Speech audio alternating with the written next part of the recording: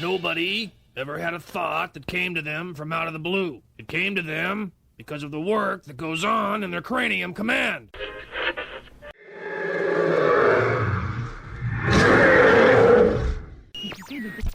I understand you're in charge of some very creative things.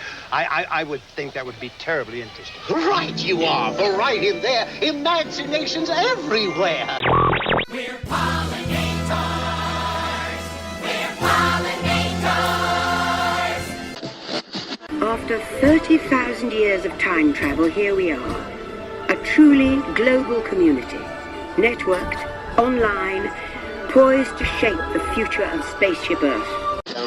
WDW Radio, your information station. Hello, my friend, and welcome to the WDW Radio Show, your Walt Disney World information station. I am your host, Lou Mangello, and this is show number 536.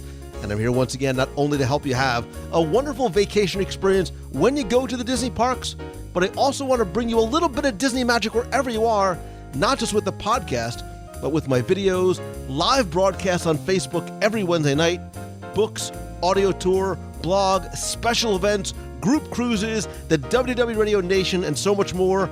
You can find everything over at WDWRadio.com. Adventure is out there, and sometimes it's found in places we've visited before, and others we could only dream of seeing.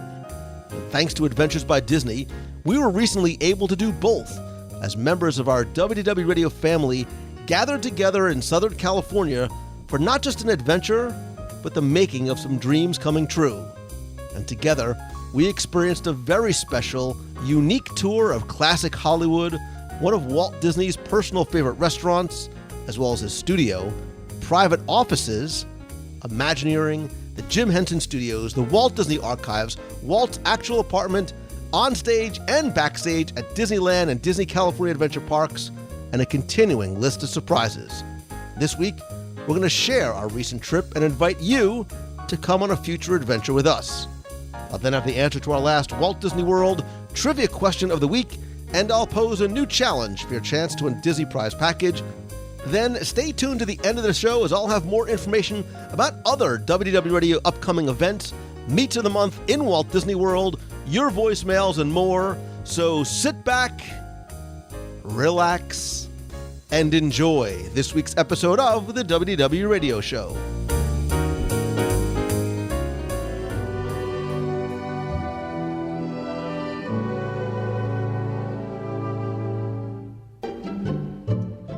How could you make a Disneyland trip even better?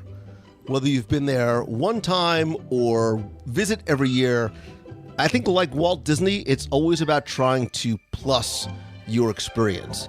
So what if I told you that on a very special trip to Disneyland, we together would get to experience things that most guests will never get to see, and that together we would also visit classic Hollywood, one of Walt Disney's personal favorite restaurants, as well as his studio, private offices, Imagineering, the Jim Henson Studios, the Walt Disney Archives, his actual apartment, and a continuing list of incredible destinations, each of which would be enhanced with a little bit of that extra Disney magic.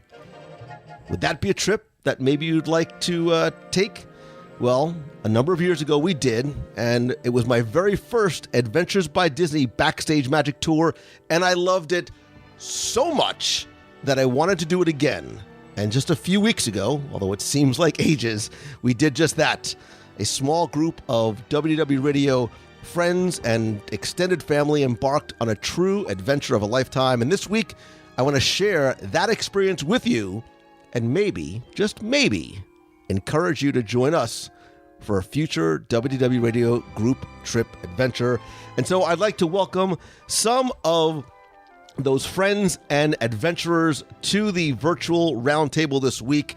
I'm not smart enough to do alphabetical order, but I will always do ladies first. I would love to welcome Beatrice and her husband, Dennis. Brian, welcome to the show. Yay, hi there. Hi. So just very quickly, this was your very first ever Adventures by Disney? Yes. Yes. Excellent. What a way to start. What Awesome. a way to start. You're going to get it's easy to get hooked, isn't it? Really Absolutely. And a returning adventurer, Katie Kuhn. Hi, thanks for having me back. Thank you for being here. Your very first, so I know your first Adventures by Disney with us was, I guess, was it last year? We were in China together. Yes, my first and only, and after that, I was hooked. With a little bit of Japan sprinkled on the we were talking about our Chandu. You have a necklace, I have a plush, and our desire to go back. Of course, no Adventures by Disney would be complete without the lovely, the incomparable Becky Mankin from MEI and Mouse Fan Travel. You thought I was going to go somewhere else, but I did come back to you. I did. You just had that sound in your voice, like you're trying to set me up for something, but it failed miserably. But that's okay. It's great to be back on the show, especially talking about something that was such an amazing experience. And first-time callers, long-time listeners, and I believe both first-time adventurers, although I know one of you has been on cruises with us before. Anthony Flacco, welcome. Hi, Lou. Thanks for having me. Hi, everyone. And you are a first-time adventurer, but long-time cruiser, correct? First-time adventurer, two-time cruiser. Yes. Which what ships and destinations were you on with us? I did the Star Wars cruise 2 years ago, and then did the Double Dip last year. I can't believe Star Wars was 2 years ago. That's crazy. That is crazy. But first-time adventurer, first-time caller, long-time Nation member, David Potts. Hello, Lou. How you doing, buddy? Oh, I'm fine. How are you? This was, and like I said, this was your very first adventure. This was a lot of firsts for you, correct? It was. It was my first time to Disneyland. It was my first adventure by Disney. It was my first time traveling with WDW Radio. Excellent. And I'm sure, and spoiler alert, there was some definite first-time moments, I think, that we all experienced before. But before we actually get into the trip, you know, I said that Becky and I had done this, I guess it was 2013, Becky? Was it 2013, somewhere around there? Earlier than that. Wasn't it 11? No. It was I think it was 13 that I don't know. Really? I think it was 13 because it was the year of D23 Expo. Yeah. We so intelligently backed up the Adventures by Disney to the start of D23 Expo. So we were jumping. It was in great between. for the guests. I mean, come on, face it. Come on down. You get to do the ABD and then jump right into D23. We literally were running from Disneyland over to the Anaheim Convention Center in order to set up the booth. But this was something we had done before. We loved it so much. The feedback was so great, and enough time had passed that I wanted to do it again. But for those of you who this was your first, I still call it Backstage Magic. Why this one? What was it about this ABD or this group trip that made you say, this is the one that I wanted to do? Was it the overall trip? Was there a single experience you're looking forward to? And we'll sort of go on the same way that I introduced you. So Dennis's, Katie, Anthony, and David. Well, for me, this was a lot of bucket list items drawn all together into one big trip. I had always wanted to see Walt's apartment. I had always wanted to see the studios. I'd always wanted to see the Hollywood sign. And personally, I worked in TV for 15 years. So I wanted to see how the show happens. So Man's Chinese Theater, all of that was like a whole lot of bucket list in one. So that was what drew me to it. And for me, it was, I'm a big history and behind the scenes thing. And for me, you know, seeing all the way they make movies and the way they do things like the Muppets, you know, that was awesome watching them, you know, play with the Muppets and you know, like the Chinese theater and all the test track and, you know, all that stuff, you know, behind the scenes. It was just incredible seeing how they actually do things. That's what I liked. And we'll certainly touch on, I think some of us, you go in with expectations of that thing that you're most looking forward to seeing. And then once you get there, it's eclipsed by something else that you experience. Katie, what about for you? I am a big fan of the parks. So for me, it was about going to Imagineering and the archives and the studio, seeing the true Disney legacy. Anthony? Yeah, for me, it was sort of the perfect storm, I guess. I had been to Disney World about 40 plus times, but I'd never been to Disneyland, so that drew immediate interest to me. I was always interested with Disney history, going back to some of those old Disneyland TV shows with Walt in the parks, showing his viewers what was coming next, and even the old Reluctant Dragon movie with Robert Benchley going through the studios. So that was intrigued me to see that up close and personal. And then you add in the WDW Radio group, it was sort of a win-win-win situation for me. And was it so? I mean, you had obviously traveled in, as a group before, which sometimes I think for some people might be a little scary or intimidating, especially if you've never been to an event before. So, David, what about for you? Again, a lot of firsts for you in terms of, going as a group and what you were looking forward to. Well, like Anthony said, I was actually looking for a trip to Disneyland when this came up. And I was also wondering about WDW Radio's 10th anniversary party. And when you announced this trip, it was like the perfect storm of both of them. So I just had to jump into that. I think, Becky, for us having done a number, and you've done, 712 Adventures by Disney. When they were giving out pins for how many, at the beginning for how many you've done, they gave Becky a stack. They had to stack the pins because they didn't have numbers that were high enough for her. But I think there's a lot of reasons to not just go as a group, and we'll talk about the group dynamic and how I think it does enhance the experience for everybody. But in terms of Adventures by Disney itself, and I think, Katie, we saw this especially in a place like going to China, I think having the guides and the service, them being cast members and the accommodations and the VIP access and the special events and so much that is included, and I think to a certain degree, the fact that all of the stress and the worry and the hassle is taken away, not to mention all the things that, like I said, are sort of plussed because you're doing it as an ABD. Mm-hmm. Part of the huge benefit of an Adventures by Disney is the fact that you're pretty much traveling with two concierge with you at all times. You have 24 hours a day, 7 days a week. You have two people there to take care of anything that's an inconvenience in your vacation. So they are moving the bags around for you. I mean, the moment that we got to the hotel, we got a tag for our bags. We put the bags out for that first day to change to the next hotel. We don't even have to touch them or move them. If you needed a dining reservation, they were there to help you with that. On other adventures we've had in the past, and especially China's a great example of one, having them around in an unfamiliar environment is such a blessing, because when you don't speak the language and you're trying to find the nearest bathroom, it really is kind of a benefit to have people around that know where we are and where we're going and how to maximize your time in the locations. And same happens for Disneyland and familiar locations, because you do get access that you would never get just going there as a regular guest.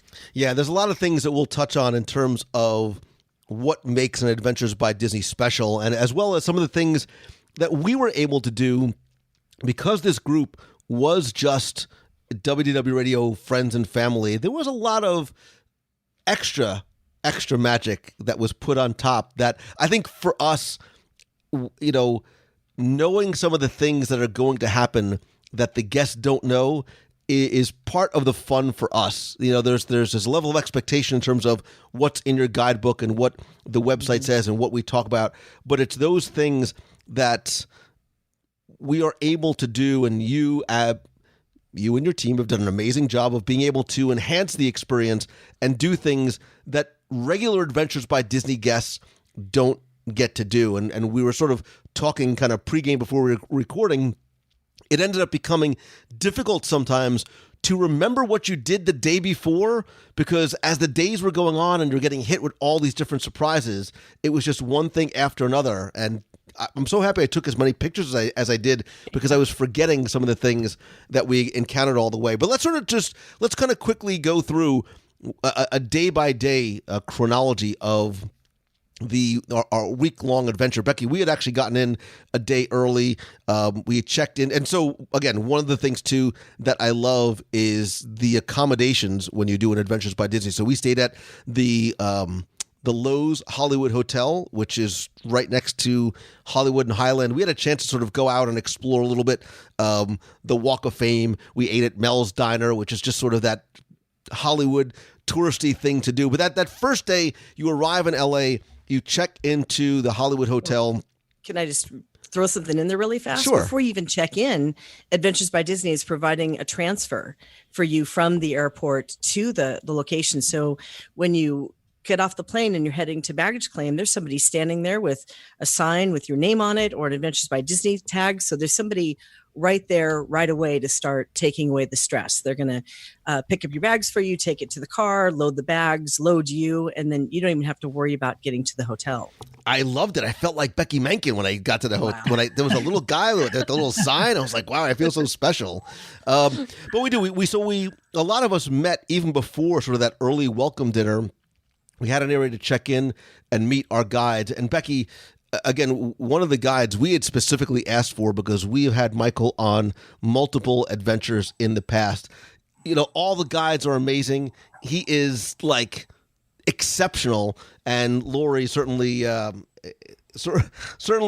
was a great compliment to him they were as a great well. Team. Yeah, they were so entertaining, and between the two of them, they knew everything there was to know between Hollywood and Disneyland. And having that much knowledge and that much entertainment in front of you was a whole attraction in itself. But I think it was when we were checking in, even though people were coming in at different times, a lot of people met each other for the first time there. And one of the things I found that I was doing was stepping back a lot just to sort of watch the dynamic and the interaction. So anybody who wants to jump in, when you were going in to check in with the guide and get your packet and some of the little surprises that they had for you, was there excitement? Was there nervousness? Especially, you know, Anthony and David, you guys were kind of traveling solo. What was sort of that feeling when you were first going to check in and starting to meet some of the other adventurers? Yeah, for me, there was a great deal of nervousness, but also a great deal of anticipation for what the week was about to bring. It was definitely something that I'll never forget, and definitely throughout the week made a lot of new friends, for sure. Well, and that first dinner, so we have dinner together at the Lowe's Hollywood Hotel, and I think they do a great job of helping everybody kind of break that ice a little bit. And meet one another. And one of the things that I really like is every single day and every single night setting out exactly what that next day was going to look like. So you knew exactly not just where and when to go, but what to expect. So maybe we should just do that. We should just sort of dive into that second day, because that's really when things kind of kicked off. And I know not just because of the time change, I woke up very early, even though I had done this before, with a little bit of that nervous excitement and sort of Christmas morning anticipation, because we had a sort of a private excursion out into Hollywood where we got to see the TLC, Chinese Theater, Hollywood Boulevard, and the Walk of Fame. So anybody wants to jump in, talk to me a little bit about that experience, getting to see not just where the Oscars are filmed, but the very interesting Walk of Fame, and that a peek, not just inside, but sort of a peek, a little bit sort of kind of behind the scenes at the famous Chinese Theater. Well, for me, the Chinese Theater was one of my favorite parts of the whole trip. Seeing it, I'm a huge Mel Brooks fan, and being able to see, you know, where Blazing Saddles and, you know, and actually seeing it in the theater and them talking about it. How did he do such wonderful stunts with such little feet?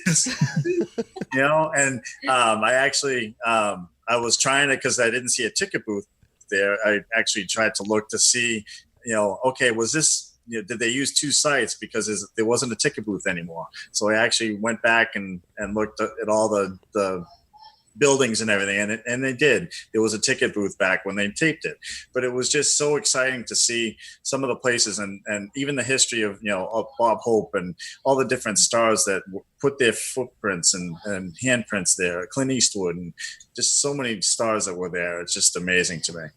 And all the celebrities on the Walk of Fame itself just walking around. We saw Spider-Man and Mickey Mouse and Minnie Mouse. I think there was maybe a Black Panther. Their accents were a little bit different, and they had a little bit of a funky smell to them, but I'm sure they were completely fully licensed and authorized by the Walt Disney Company. I'm sure. I actually loved going down the red carpet steps and seeing what you never get to see on the actual Oscars, like where you just think that it's this beautiful place, but when you look around and see stores that I have in my mall and realize it's actually a shopping mall instead of grand location that you imagine, it was really fun to see the behind the scenes kind of stuff and the stories that they told about it, because we would never have just known that walking by. Yeah, you really get a sense of some of that, forget the movie magic, some of the TV magic that goes into transforming an outdoor mall into what looks like a very opulent, very elegant Oscar thing, although Victoria's Secret is right behind, and the chimichurri stand is right behind some of the drapes the next time you watch the Oscars.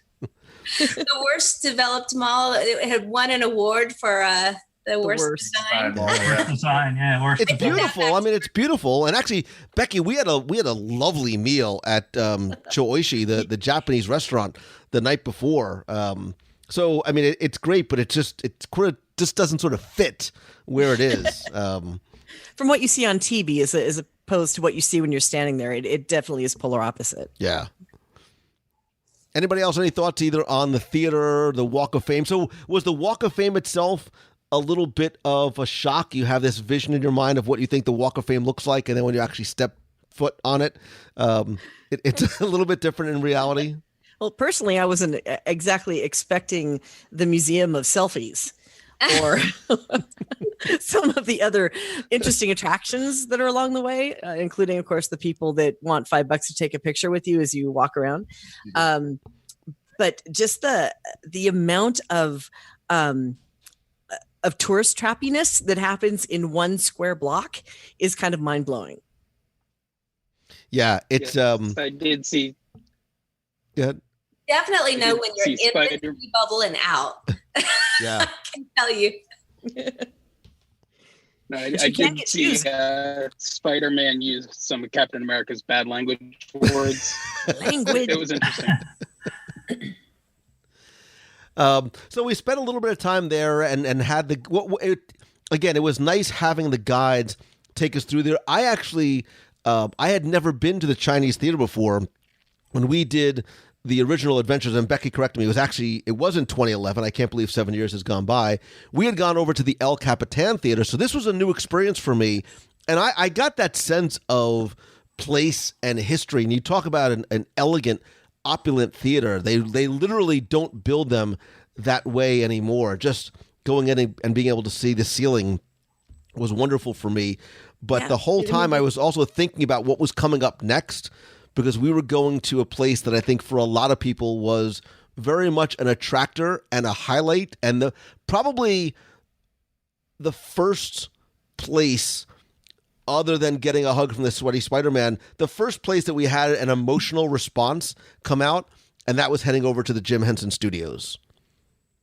I know for me, that was one of the big highlights. I knew a little bit of what to expect, having been there before, but one of the nice things is not knowing what to expect. So somebody jump in and tell me about your anticipation and, more importantly, your experience when we got to the Jim Henson Studios, which, as we all know, was the original studios of Charlie Chaplin. So there's a lot of real Hollywood history beyond the Muppets and Henson that is attached to that location. Yeah, when you pull up to the studio gate, they actually have Kermit the Frog dressed up as Charlie Chaplin's tramp, and it's very cool to see those come together. Did anybody get, like, when you step off the bus and you step in there, you get that little bit of, like, butterfly in your stomach, like being there and being excited about what you know, what you don't know what you're going to see next? Yeah, walking into when we went and saw the movie in that studio, knowing that Charlie Chaplin was there, watching his films and the Hensons and the amount of history there, it's amazing. And then hearing the recording studios and all the artists that have done there, We Are the World and Jim Morrison and all these different recording artists recording there is just absolutely amazing. And just a quick aside, so it's a very very old and quaint studio. We got to see some amazing things with Muppets and puppets and met Muppeteers and saw and held Emmys and Oscars and what. But without spoiling it, I will tell you that the film that they show exclusively to Adventures by Disney groups is one of the funniest things I've ever seen in my entire life. That's what I was looking forward to most after I think I've been there 4 times now. And seeing that movie is like a highlight for me because it's just hilarious. It's not your grandfather's Sesame Street. No. No. That has to end up on YouTube at some point. I love that. So for any of you, what was your highlight of your time at the studios? I enjoyed the nostalgia of the old Charlie Chaplin stories. As much as I love Jim Henson and the Muppets, my dad got me into TV by, his stories. And so going to the old Charlie Chaplin studios and then realizing his story and his background and the way his studios and the way he took care of the children and the way he just seemed like such a great guy. And then it transformed into Jim Henson, whom we all know more about and love. And then the Muppets and all of our favorite Muppets and then going into the big conference room where they make all the big decisions and some of the photos and some of the stories and just seeing so much of that in person and knowing what was recorded there was just surreal to kind of know you're standing in that spot. Anybody else? I think going into the soundstage and seeing where, so my first sentimental moment when the Muppeteer was talking about Bear in the Big Blue House, that's what my kids grew up on. Like, I'm not going to sing the goodbye song, but in my head, I'm singing the goodbye song. Like, I love the fact that was one of the things that happened there. We were able to, and one of the people as part of our group was able to work one of the puppets with the Muppeteer and see how they're filmed and how they block it and how they stage it. And it was just fascinating to watch. And unfortunately, she was supposed to be here tonight. She couldn't. But I was choked up watching how choked up Kristen was getting as she was able to perform with the puppet itself. They picked the perfect person to do it. She did such an amazing job at it. Yeah. And she's dreamed of that. That was awesome.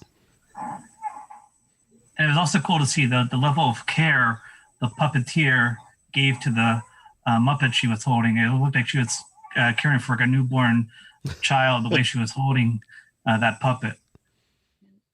Yeah, it was a neat place just to sort of wander and look at the old buildings. And again, just sort of think about the history of, and they were explaining some of the other people that have performed there and recorded there and wanted to work there because of the history.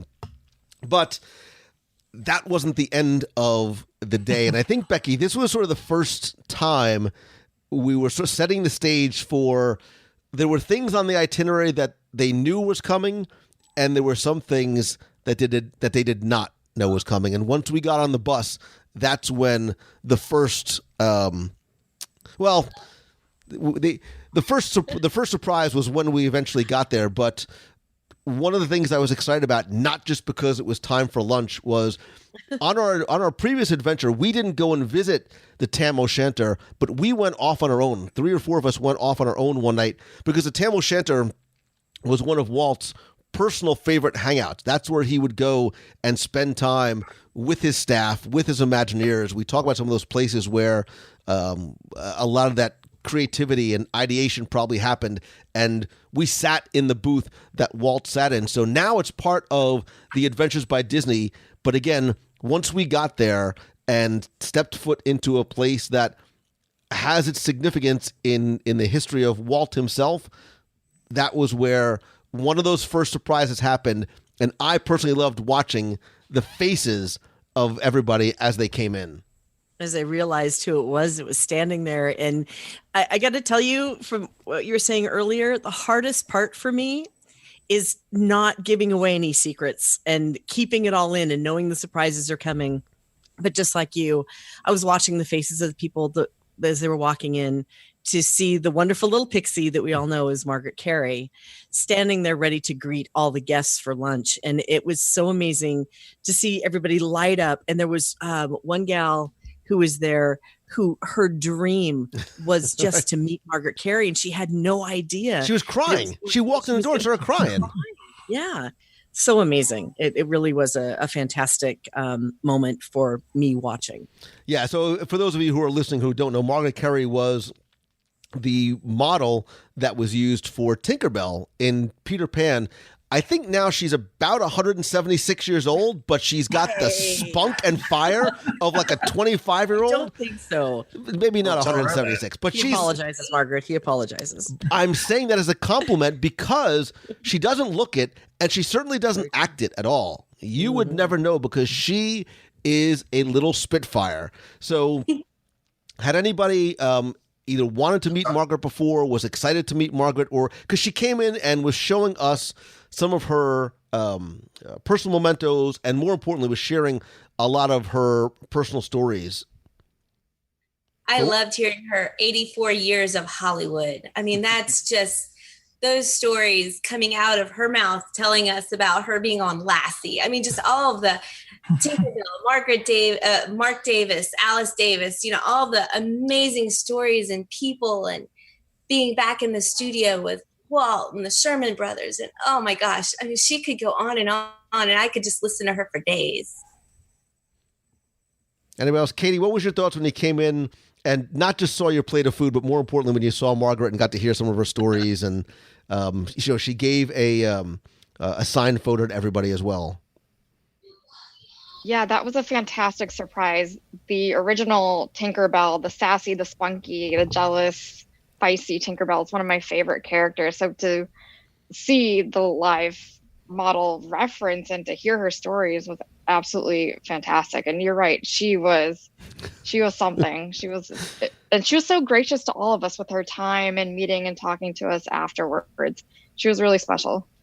And it's funny because when she starts to talk about performing and doing some of the scene blocking and things like that, as she starts to go into some of her poses, you can see her poses sort of posed onto Tinkerbell in the animated film. So you can sort of make that connection from the live action reference model to her. Again, we had a wonderful meal there. We were able to see Walt's table where he would go. Now, Becky, they actually have a plaque on it designating exactly what that table was. But this really was, when we got on the bus, everybody thought that we had the night to ourselves in Hollywood, but this was the first very, very much unexpected, unscheduled surprise, and something that I personally had never done before, and for me was one of those emotional touch points. Yeah, you mean the next step? The next step. Where we hopped on the bus and... And it, like you, I had never seen it either. And this is one of those little extra pieces that isn't typically added. We were transported from that wonderful lunch and that most magical moment with her up to Griffith Park so we could actually see the original merry-go-round that Walt got the inspiration for Disneyland with his family. And seeing that for me was a bucket list item. It also took me back to my father and my childhood, because I remember my father putting me on a carousel to reach that little brass ring when I was a little girl.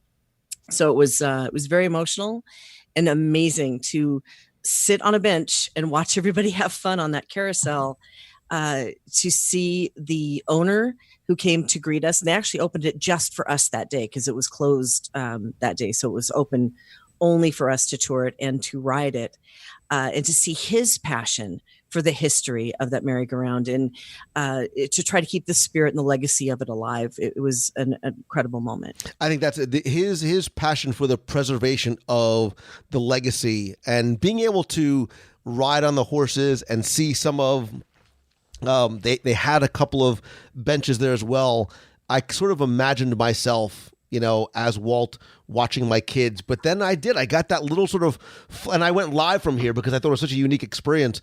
I got that little flutter in my chest when I rode on the horses. Anybody else thoughts on Griffith Park? Like it didn't start with a mouse. It started there at Griffith Park.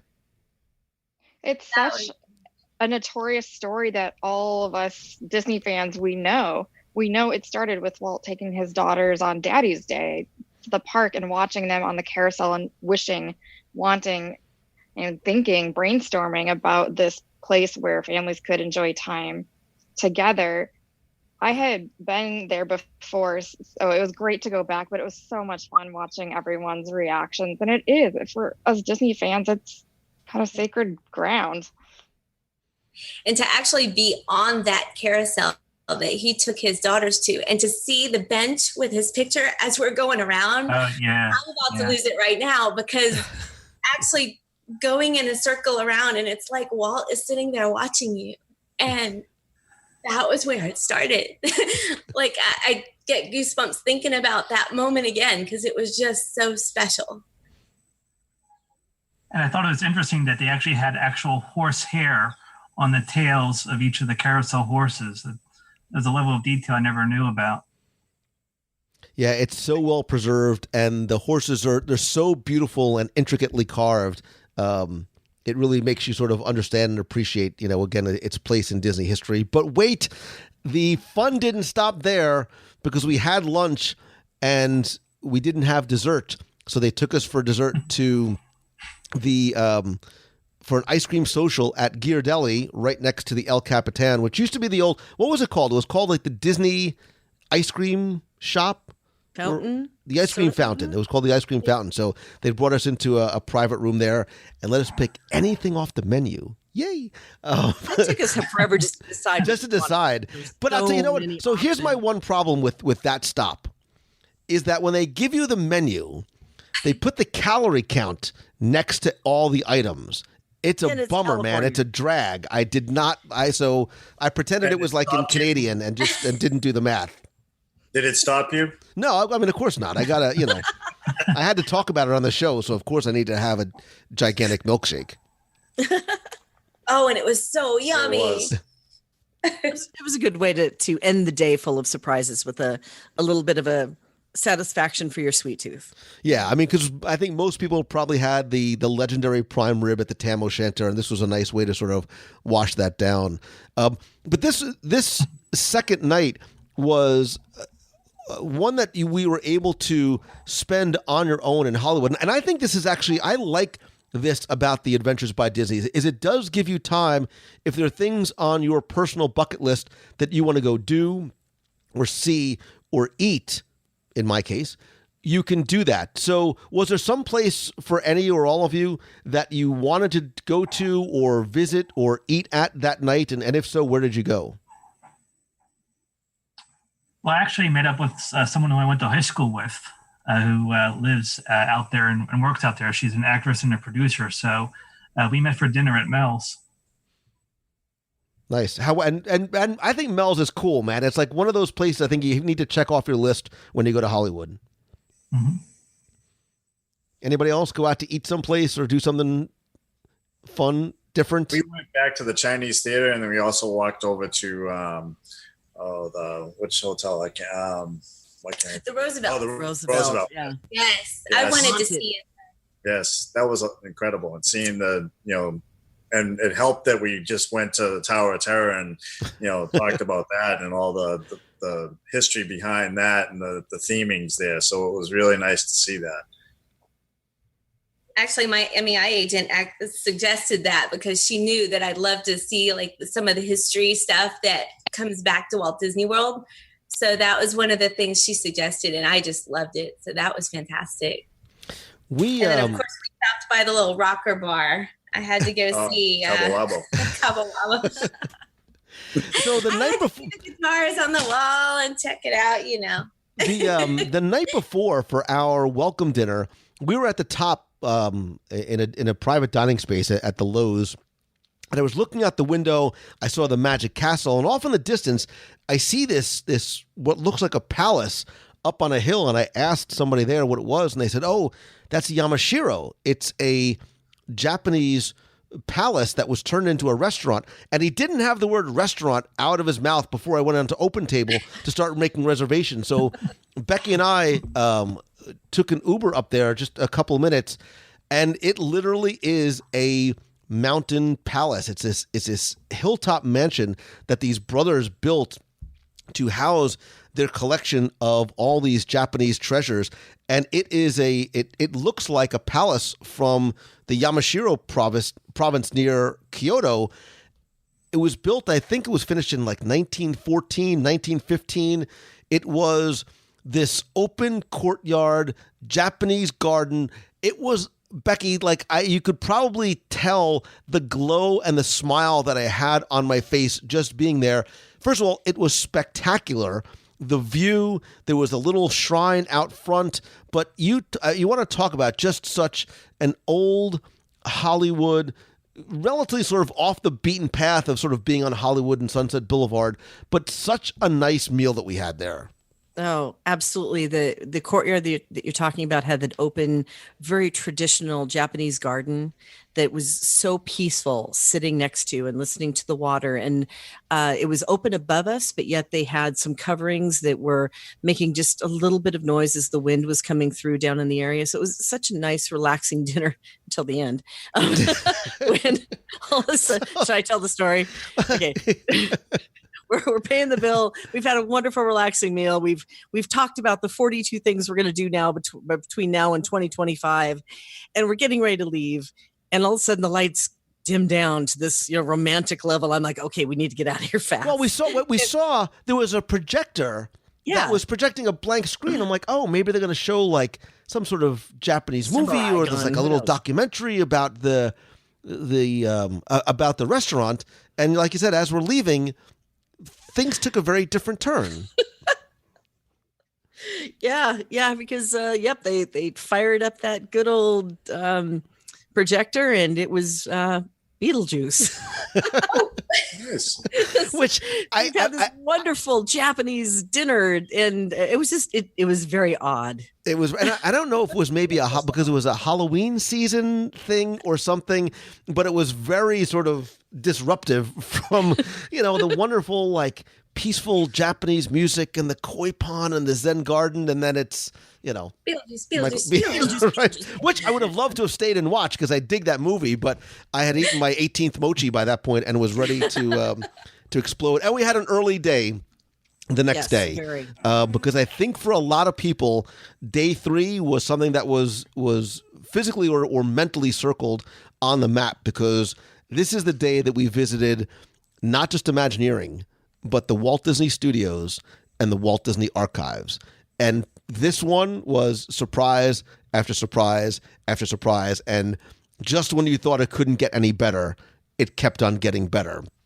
So out of any of you, was this one of the things for you that was one of the reasons why this was the Adventures by Disney you wanted to take? I wanted to see the Sherman Brothers stage. The stage. So the studios for you was where you wanted to go? Well, I definitely wanted to see the studio where Mary Poppins was, just all of the stories that you've heard from the days when Walt was there, and, the studios, and there's his office up there. But, I had no idea what was to come, but just walking in the footsteps of where he spent so much time, that was a big deal to me. I mean, the Sherman Brothers soundstage, that was a big deal to me, but it got better. Anybody else? Was the studio something that was very much on? Because again, they talked about the studios and seeing, not just some of the memorabilia, but this private tour that we were going to get and eventually get to some of the surprises. But seeing where the magic was made and those old buildings that we've seen in movies or on documentaries, even having seen it once before, was something I was very much interested. We talk about walking where Walt walked. That's very much what the studios was for me. Well, just to back up for a second, I mean, when we pulled into the lot, they were filming a TV show right there. I mean, you got to see the modern aspect of the studio right away.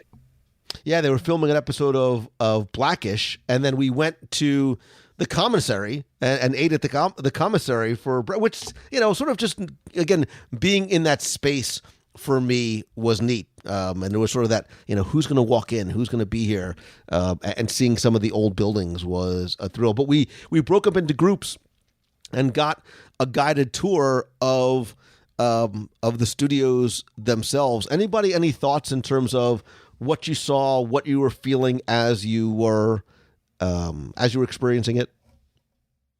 One of the things that I wanted to do was spend more time. We didn't have enough time. We went into that library where we held the Oscar, and I'm looking around and I found on the bookshelves old binders that were photo albums, and they were marked Walt with guests, Walt with dignitaries, Walt with and all these things, and I wanted to take them off the shelves and look at them. I really wanted to spend all that time and look at all those things, because these are things that probably nobody even looks at anymore. Which is a shame. But it would have been really fun to do that. Right, because when we talk about the archives, and although we don't get to see the section that looks like the end of Raiders of the Lost Ark, that giant warehouse, we do get to go into the Walt Disney Archives, and even in the space we were, in addition to the hundreds and hundreds of books, there was some really neat memorabilia, not just from Disney, but there was the Gonk droid from the original Star Wars. There was Adventurers Club stuff in there. There was it was sort of sensory overload, trying to look at things in the cases, on the shelves, and sort of even stuff on the walls and their connection. There was Rocketeer stuff. There was original Tiki stuff in there, animators' desks. There was a lot to sort of take in just in that space. They had Walt Disney's badge for Disneyland, employee number 1. Anything else anybody see in the archives that sort of piqued their interest, or was a highlight for them in the archives itself? There was a nice display on Epcot's 35th anniversary. So it brought back that classic 80s Epcot. I think they had one of the original costumes worn by one of the cast members in Future World. So that was cool to look at. I couldn't take photos fast enough while I was in there. I was just looking at mine to see if there's anything I missed. It was neat. They had the script from the Epcot film in there. And that was very. That's right. Out in the case, they had a lot of that early Epcot stuff in there. Even as we were walking through some of the halls later on, there was stuff from Lost. I was still am a huge Lost fan, and seeing some of those original props. But we're sort of dancing around. Going to the studios is awesome. Going to archives is like the very first time, and even this time I went, you do like, this is sort of the holy grail of things to see, because what I wouldn't give to sort of open up that door and walk into that warehouse and peek into some of those boxes. But this is where we got to do one of those things that no other group gets to do. And I don't think anybody had known ahead of time what was coming. This is something that was new for me as well. And that was being able to go and see and spend time and get a guided tour of Walt Disney's offices at the studios. And it's offices plural because he had a personal office, and then he sort of had a business office as well. Give me some thoughts. So, Katie, I see you smiling ear to ear when I mentioned Walt's office. This was something that I hoped beyond hopes would somehow be included in our tour, and I was ecstatic when it came true. It's something we've all wanted to see. We've seen photos, but to get the tour of Suite 3H with the intro video and then go into both offices, I think a lot of us were speechless, especially when you're in Walt's office and there's the piano that we've heard Richard Sherman talk about playing for Walt on Friday afternoons. And it was beautifully restored. We had fantastic guides that explained things in the office, but there was a lot of emotion and just thinking about the things that happened, things that were created in those offices. It was overwhelming. Anybody else, your thoughts or your feelings as we were spending some time? Because we were able to spend a lot of time in the offices too. This is one of the ones that was a big bucket list for me because I had never been in there as well. And for me, hearing the story, and I know the story, but then to hear it and then actually walk in and look at it, the story being that after Walt had passed, the door was closed. And then Dave Smith was the first one to open the door to archive and catalog and record where everything was and how everything was placed. And then walking in the door and seeing it exactly as it was when he opened the door for that very first time, it was a very mixed bag of emotions because it was very joyful to be there to witness this, but yet very sad, but yet very respectful. And I think for the first, 5 minutes into the first office, I don't think any of us even wanted to breathe, let alone talk. It was so... I still can't find the one word that would explain the emotion behind it, but there was so much emotion to see the offices and to just close your eyes and you could almost feel like if you open them again, you could see him standing there or sitting behind his desk. It was amazing. Yeah, there was a silent reverence. It was like walking into church, like you were being very quiet. And I think we were sort of overwhelmed with not just emotion, but trying to take it all in, because I think it's one thing to see pictures or, to see a recreation of his office on, the old Sunday night specials when Uncle Walt would take you to Disneyland, but to know that this is exactly, so much so to the point of not just where things were placed on his desk, but the order and the angle of the books on the shelves, where everything was on tables. Like I was taking in as much on a macro level as I could as on a micro level as much as a macro level, because I was looking to see his personal effects. Like what did Walt keep in there that was personal and special to him? So there were little figurines. There was obviously pictures of his kids. There was the stacks of some of the manuscripts and plans and scripts on one of the side tables. There was that wooden, and I don't know why I was fascinated by that wooden doll of Pinocchio that sat on the desk right behind him.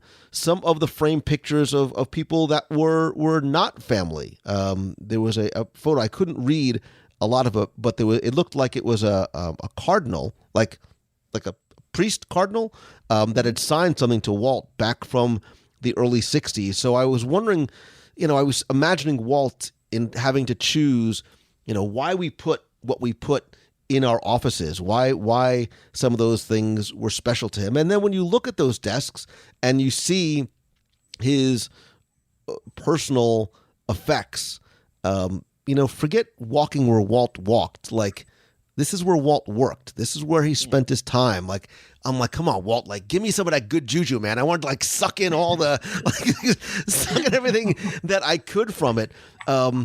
But it was like, this is where he spent his time. This is where the ideation really took place. And again, there were the two offices. There was a private office and there was a working office that looked and felt akin, but were also very different in terms of the decor. His private office had a couch, it had the piano, but the working office had a little kitchenette.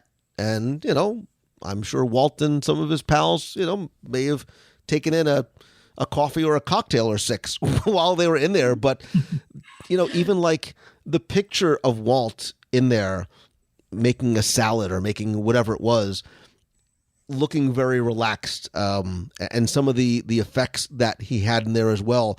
I found myself spending maybe an inordinate amount of time just wanting to kind of take that room in.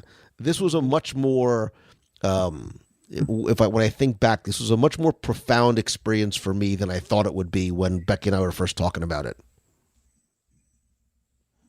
Part of where my mind went was some of the documentaries and movies that I had seen. And I'm imagining him talking to P.L. Travers about Mary Poppins. And, I'm imagining, the secretary coming in and picturing where her office is. I mean, just compared to where his was. I mean, just the walk that she made and the cough that you could hear coming down the hall. And, I'm in those halls. It was a moment that took my brain to like explosion levels, with all of the different stories and things that I've heard over the years and researched.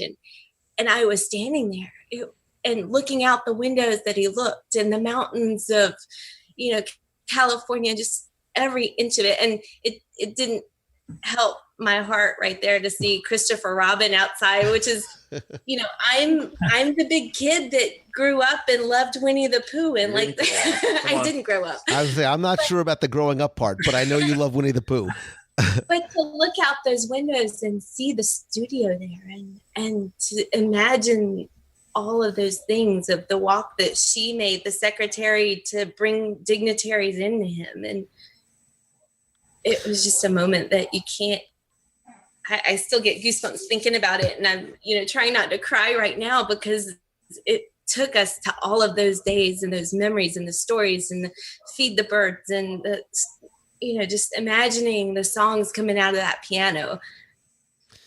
All it was missing was Richard Sherman sitting down and playing for us. So that would have taken us all out at that point. There were a couple of things that struck me. So one was, if you remember, in his working office, his desk was very low, right? And because the two desks, the two chairs that faced it's so they can sort of get down and lay plans down and sort of work hard.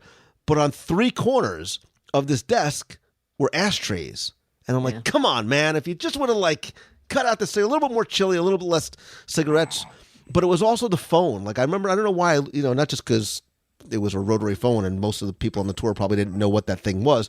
But I imagined Walt sitting back in his chair, on that phone, and some of the conversations that had probably taken place. I really tried to envision Walt sitting in there and what a typical day in those offices was like for him. And as I was looking at it, I was taking pictures. Well, that's another thing. They allowed us to take pictures. And I was not anticipating that myself. So it was a little bit of extra magic thrown at me when I knew what was coming. But I tried to take it in as much as I could, but I knew I wouldn't remember it. So I snapped as many pictures of as many things as possible. And as you were entranced by some of the things in the room, so was I, especially like the models of the planes. Mm-hmm. For some reason, I was very enthralled with those pieces. And then, of course, in the other office where the map was still up on the wall and where they were working on the next project, and some of the things that were set up in front of it, that you could just, again, close your eyes and just imagine what a typical day was of people and meetings and people coming in and talking about what should go to this Florida project. And it was, again, one of those things I will never, ever, ever forget. And I love seeing all the pictures of his family on the walls too. That family was as busy as he was. A man should never neglect his family for business, and family was still of paramount importance to him. You mentioned him, with the cigarette ashtrays and, stuff like that. It just reminded me of some of the training videos I saw when I worked at Disney.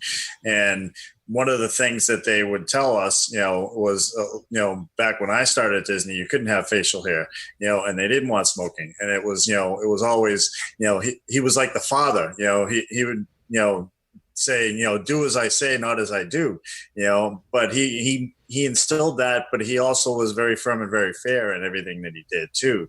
So, he was like the father, he was like the good uncle on both sides.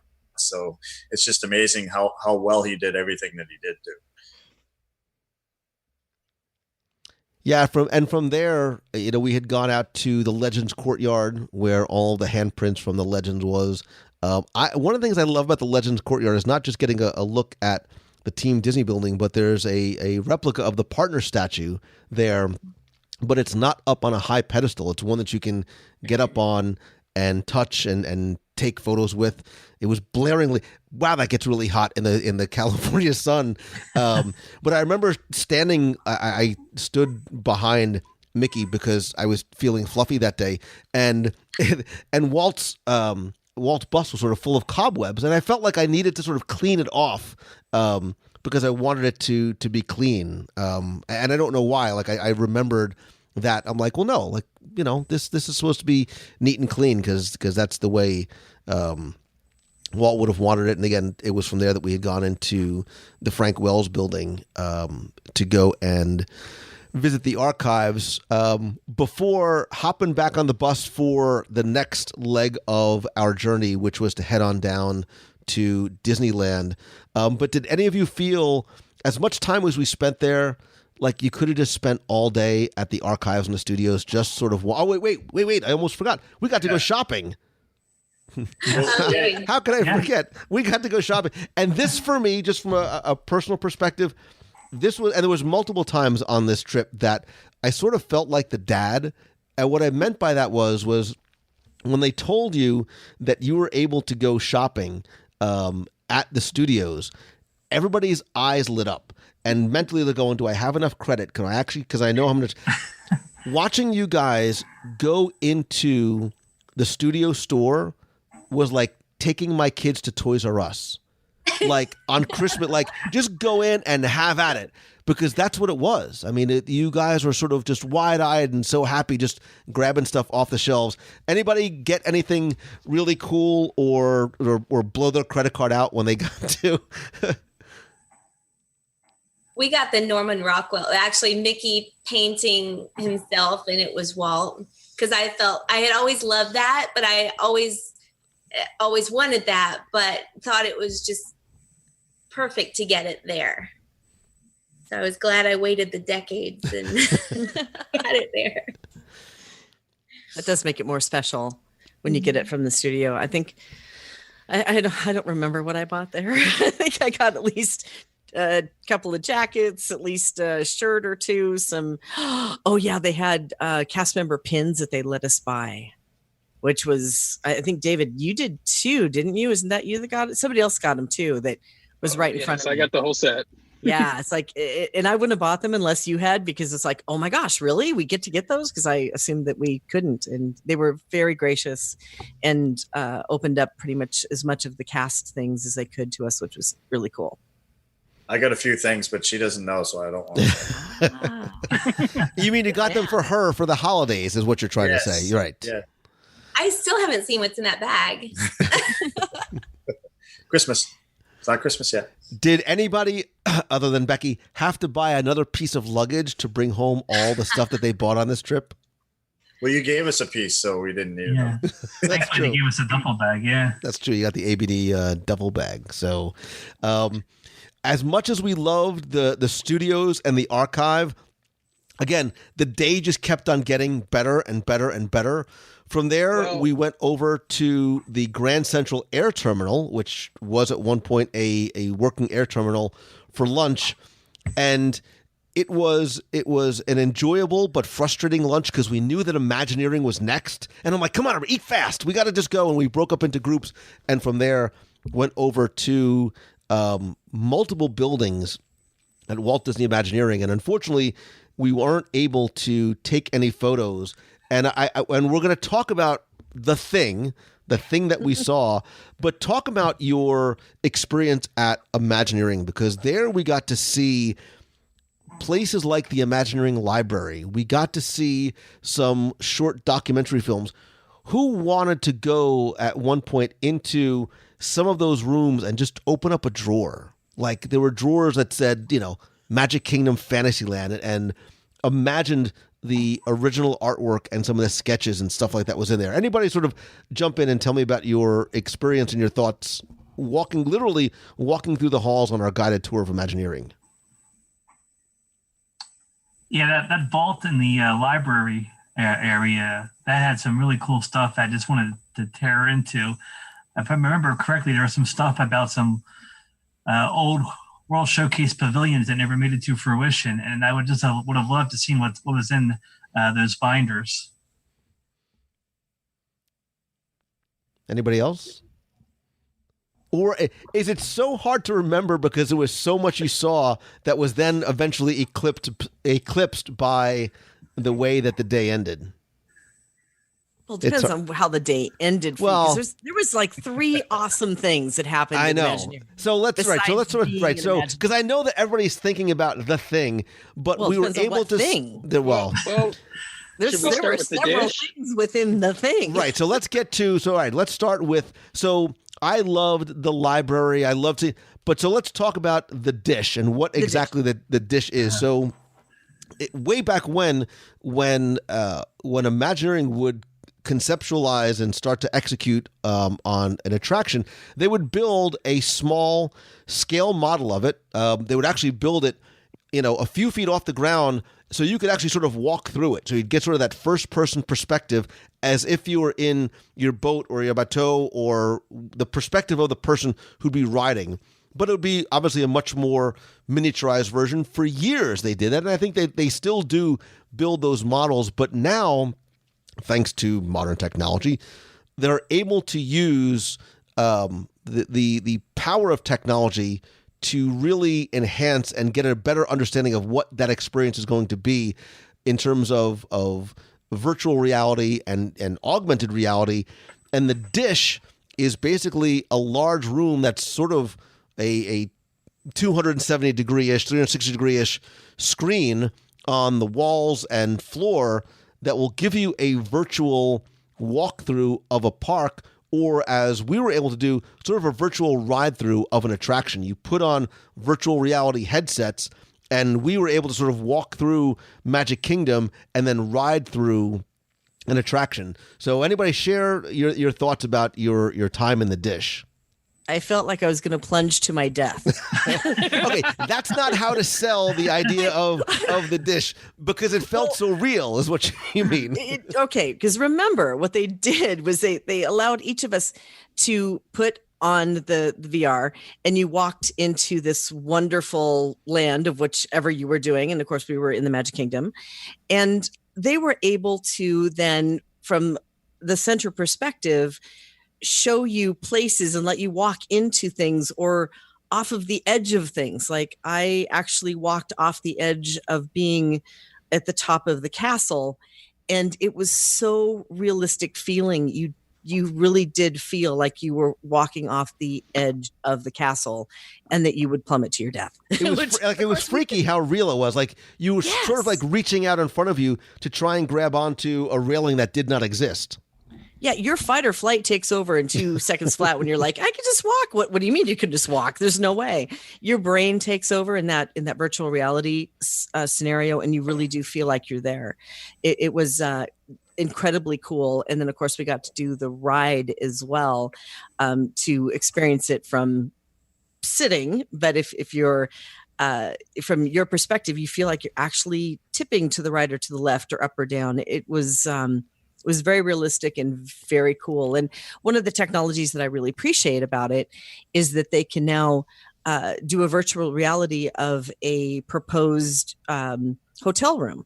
So you can walk through it and you can see where the bed is placed. You could see where the bathroom is, so you know how much space you have to work around in. And I just think that technology is so amazing for them to be able to start it and adjust. Their test and adjust all the way through without having to invest a lot of money in something to make it real and just have to change it around. So I really love that technology. It's so cool. Right. So we rode Radiator Springs Racers, a very early version of it, but you felt as though, even like you said, you were sitting in a sedentary position, you felt as though you were moving, and being able to look and get the perspective of what it looked like to your left, your right, and behind you is obviously not only incredibly valuable for them, but it's just very, very cool because it's so close. It actually mimics what we now see over at Disney California Adventure. It was so realistic to what it ended up being, but you can imagine as they were starting to pull it together, trying to figure out, well, if we take them a little bit more to the right, then maybe we can go under this bridge and maybe we could see a waterfall. You can almost feel how the thought process would have gone as they were making those decisions. Me, it was being like a geek that I am. The first thing I thought of was Star Trek as a holodeck. Yeah, it was that realistic in a sense that, other than the physical touching, it was that's what it reminded me of, this huge room that they created and could turn it into anything. And it makes you think about, is this where we're starting to go? It was very much reminiscent of doing something like The Void, either in Disney Springs or in Downtown Disney, which the first time I did it blew me away. I did not expect it to be such a hyper-realistic experience. But you wonder, is this a technology that we'll eventually see in the parks in terms of interactive type experiences for guests? I would think so. Because that was pretty neat to see in how they were able to do it in a very, very relatively simple setting in that room. It was hilarious to watch that they had one person with the sensor on and everything shifted to match their perspective. And they started them out in a virtual hub of the Magic Kingdom. And people were stepping over the fence that wasn't there in the middle. Like they would lift their legs clear up for something that wasn't there. It's just, and then you put it on yourself and you understood why. So from the dish, now I'm trying to see, it seems like it was so long ago. So from the dish, we went over to, help me out here. Where did we go from the dish?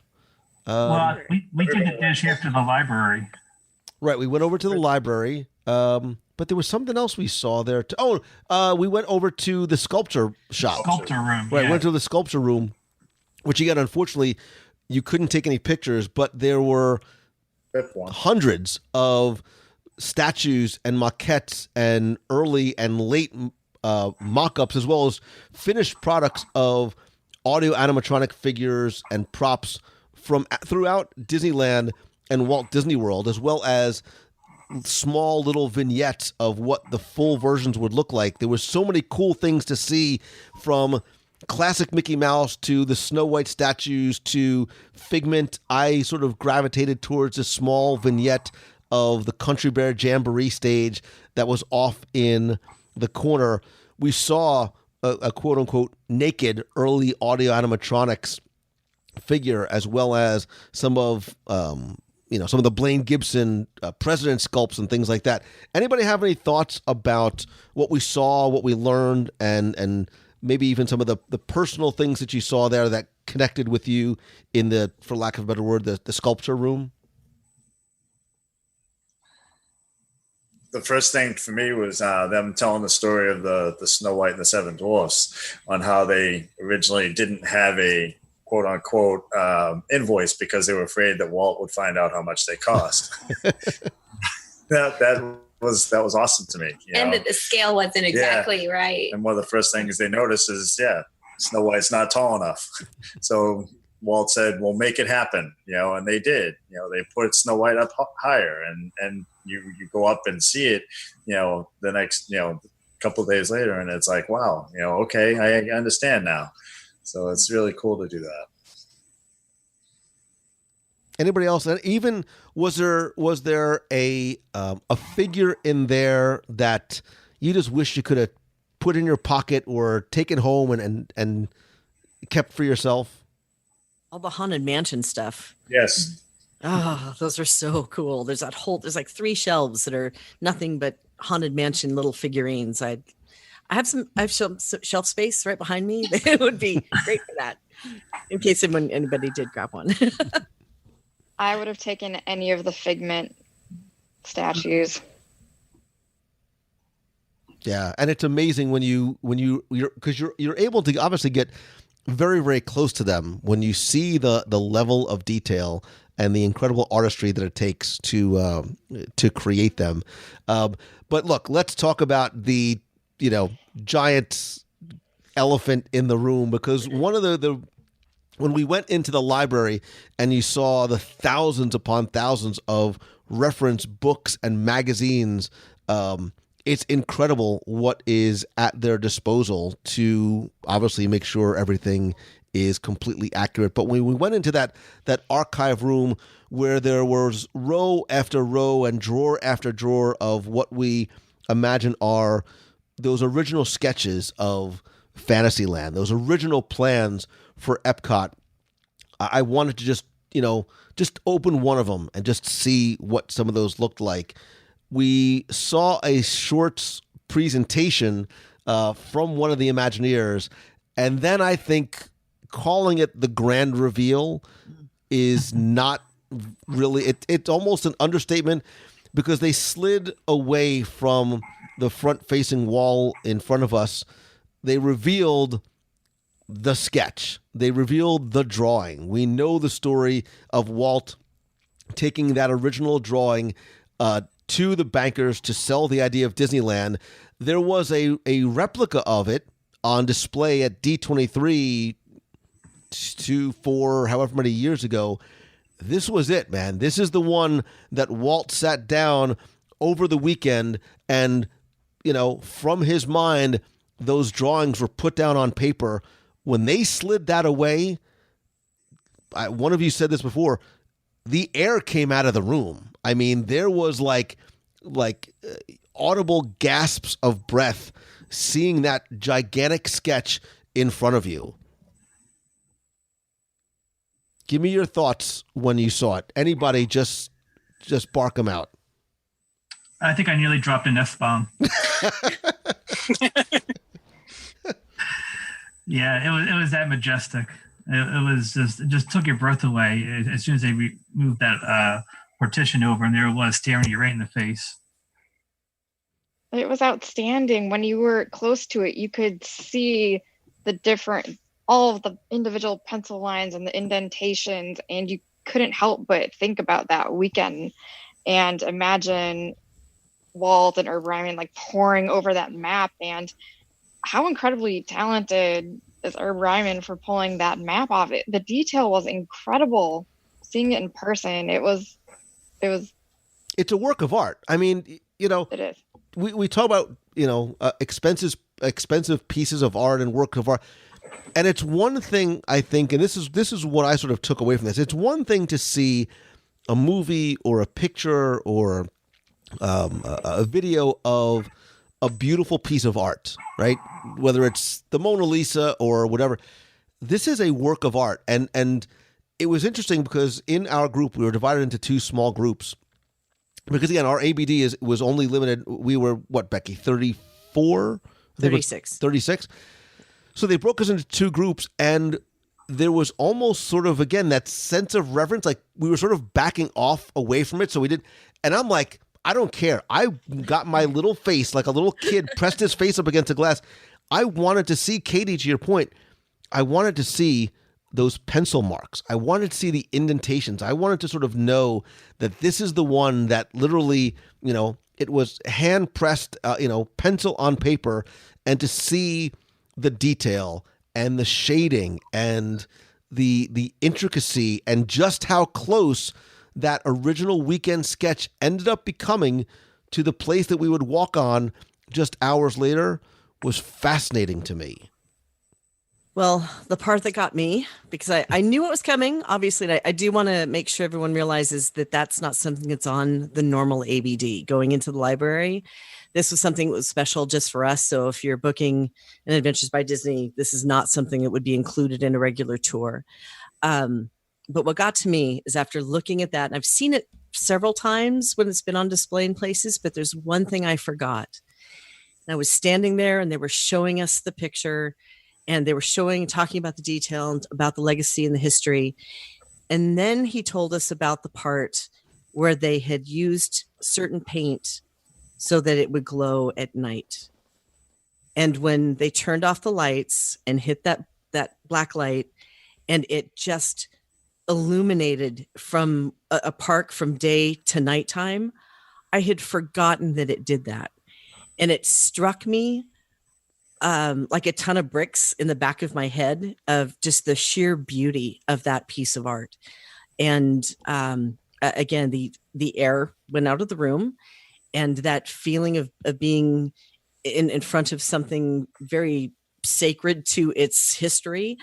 It was very touching and very moving to see that piece of the history in front of us. And that's when Anthony's potty mouth came out, because you couldn't help. You remember it, don't you? and let's be clear, we are doing what we saw a gross injustice, because there's no way to convey just how, not forget how important the piece is, But when you're right, when those lights went out and that the image completely transformed, you cannot articulate just how spectacular that is. And I don't think I'm underselling this at all, am I?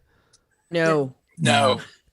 No, I needed to write about this for weeks, and I can't come up with the right words for those 3 times that air went out of the room. And hopefully I will find those words. So keep at it, you guys, because you'll give me an idea, hopefully. What amazes me is that it was, they kept saying how it was drawn on, like just a basic storyboard. And it almost seemed like they were saying, this was like a first draft that, they went to Walt with and said, okay, this is what I have. And they were probably expecting him to say, okay, can we work on it more? And it was so special and so good. And, Walt said, okay, let's use this. And it was, to me, it was, it's an artist that, throw something together that quick and they're using it. It's such an amazing thing to see. The little ferry boat, it almost looked like a reflection on the water, the way the lights hit. It was just absolutely stunning. To clarify for those listening, we actually got to see 2 fantastic pieces of art. First was the Ryman pencil drawing, but then they rolled that back and showed us the Peter Ellenshaw bird's eye view painting of Disneyland, and that's the one that illuminated with the luminescent paint. And so not only were we all emotional over the Ryman pencil drawing, but then they rolled back and had the Ellenshaw painting and all of the detail, and then the next level with turning the lights out. It was phenomenal. As a geek of the parks and park maps and the history, something I had hoped we would see, but seeing it it's hard to describe. I had no idea. That was a complete surprise to me to be able to see it and get that close to it. And I think that was, again, one of those things that really sort of, I could have just stared at that for hours. And for the Imagineering, he was apologizing to us. He's like, I'm sorry it's such a tight space, but we don't do tours back here. And it was just, it was such a special feeling that, becoming a part of this exclusive group where they could change some things around just for us. And they knew that we were all in such Disney geekdom, that we love this. We want to know everything about it. Just being in the room with it was just that moment, that special thing. Just being able to say to the Imagineer, I don't know if it meant more to him or me, but I just said, thank you for taking care of this. And just that moment that he and I shared, because he knew what it meant to us, and to just be able to say to him, thank you. It was just to see it, to actually see, like I've done pitches and sales things before, to actually see that notebook that was the pitch, that, that's what Roy took to New York, and that's how they got the money backing from the bank. Like, I wanted to flip through that and see all the words in there.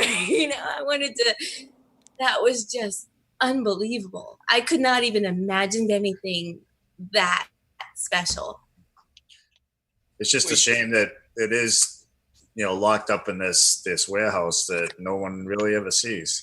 I really wish they would, create a museum for it. There's a lot of people like us out there that would love to see this stuff. And that would pay a lot of money to see this stuff. So it's just a shame that a lot of this stuff is never seen by anybody. David, go ahead. They do roll it out. They bring it out like the times that I saw it was at D23 when they did Expo. They had put them on display at some points. But, I share that feeling that it would be nice to be able to go and see this stuff when you want to see it. But then again, I also appreciate the ability to have that special moment to actually see this without having it on display on a constant basis where it might be damaged. So I think that the caretakers are doing a really good job of making sure that legacy and that art stays safe for future generations to witness as well. David? You mentioned they split our group up, and our group went and saw the paintings first, and the other group went to the dish. But then they pull us out of that room, and we have to walk by the other group, and they're telling us act like nothing happened. And we're all just shell-shocked. If you think you like the dish, wait till you see what's next. And again, you were able to go shopping, which I think I saw a little bit of running as you guys were approaching the Imagineering store, because again, this is a place that is obviously normally off limits to guests, and you're able to get the same Imagineering gear that they are. Anybody pull anything really cool from Imagineering? Yes. No, I'm thinking. I have the suitcases behind me, and I haven't opened it yet from having it shipped here. You actually found it for me. All I heard was, "Becky, you want to see this?" And I thought it was a joke. I thought it was going to be some sort of Wicked Queen outfit, or a poison apple, or something of that sort. But no, you were holding an SEA sweatshirt, which of course is something that I am jonesing for. Anything that is the Society of Explorers and Adventurers. And I can't wait till we see more of that. And we need to see more of it. But that's the first time that I've seen any merchandise that had the logo on it that we saw in Tokyo Disney Sea, where I wanted you to shimmy up the light pole and pull down the banner that was hanging there, but you wouldn't do it for me. So at least you found me a really cool sweatshirt. So I have you to thank for that. Yeah, again, it was that same feeling of watching, your kids go into Toys R Us and just go crazy and go shopping. But we once again had to board the bus and leave 1401 Flower and head on down to Disneyland, because, and again, it wasn't just going to be your first night in Disneyland, go and have at it. We went down to Disneyland, checked into the oh-so very lovely Grand Californian Hotel. Halloween was in full swing.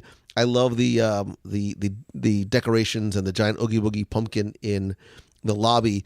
But that night, they gave us tickets to the Mickey's Halloween party over at Disneyland. So for me, this was the first time I was able to experience the party on both coasts and some of the neat things they do, like with the cadaver dance on the rivers of America, and obviously the Nightmare Before Christmas overlay of Haunted Mansion.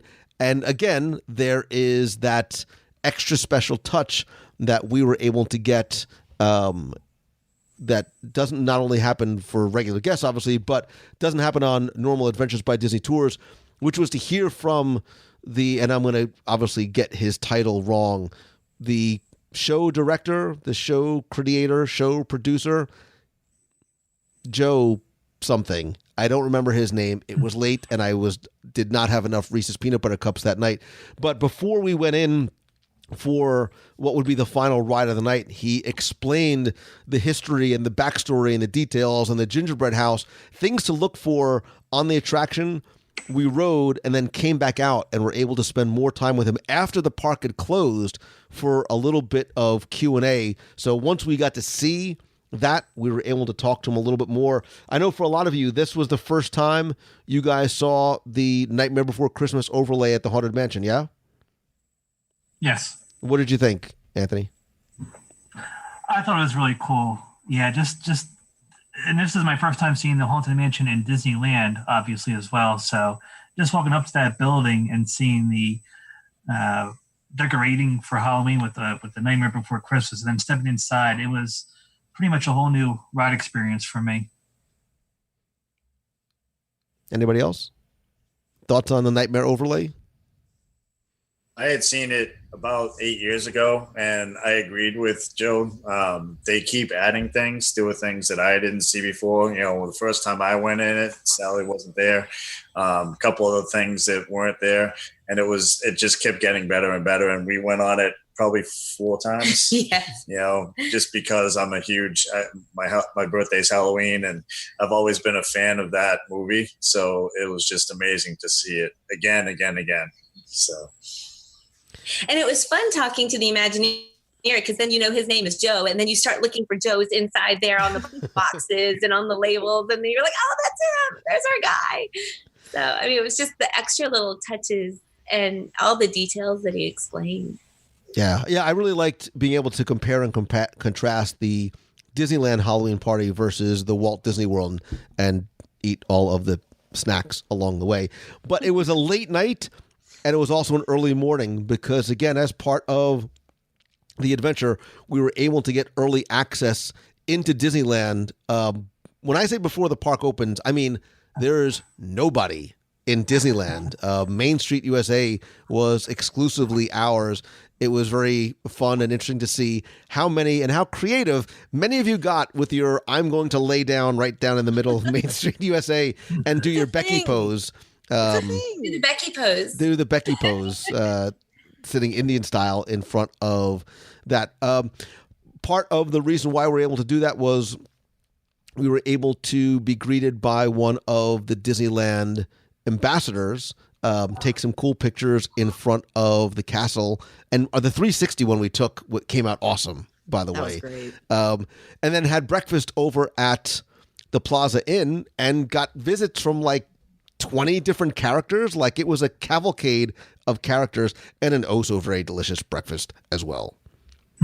I love that restaurant too, because you never know who you're going to meet. There's all kinds of like old school stuff that you never see anywhere. Rabbit. Yeah. Rabbit was there. The fairy godmother was there. Honest John. Wait, wasn't Honest John? Honest John. Yep. Yeah, he was there from Pinocchio. Who else, Katie? Rafiki. Oh, that's right. Rafiki was there. But it was so nice to be in the park with nobody else there. I mean, we did see a little taping of Disneyland Dancing with the Stars, was it, over in the corner? Not necessarily where we were, but then we got to see some little hidden things that, like Peter Pan and Wendy did a little thing, like a little carving in the tree, and certain little things that they would point out to us that I hadn't noticed before in the years that I visited. So we had some fun, special moments to ourselves before. Yeah, I saw some people had taken screenshots from the Dancing with the Stars, and there's our group walking behind Lori behind one of the taping pieces, and so people had done screen captures and were posting those. That was really cool. Yeah. So and this day was entitled Walt's World. This was our day in Disneyland. So Becky, tell us a little about what we did before we had a little bit of time to, in my case, eat my way through the Disneyland Resort. Which part? I'm wondering exactly what you're talking about. So we were able to get a tour of some of the classic attractions. Well, remember, I was staged in one very special place. I didn't get to do all of the tours that you guys all ran around to, because the last and the big reveal of where you're going on that tour was where I was staged for all three of the segments. So do you want to go there first? You were in the lounge all day. We get it. All right. So no, I was nowhere. I didn't even go to the lounge that day, just so that you know. But I know you were I saw you had the shakes by the end of the day that you hadn't visited. Wow. Throughout. So Katie, why don't you explain a little about what we did that day in terms of our tour of Disneyland? Sure. So one of my favorite things that we got to do early in the day is go backstage at the Indiana Jones attraction in Disneyland. And that is unique to Disneyland domestically. And it was really cool to see how big the vehicles were and how much goes into keeping that attraction operational. I was exceptionally interested going into it, and then our backstage attraction visit the next day, because there are two attractions that have a little bit of a reputation for going down at times, and the cast members were refreshingly honest, and based on what they told me or told all of us, I'm surprised the attractions aren't down more often.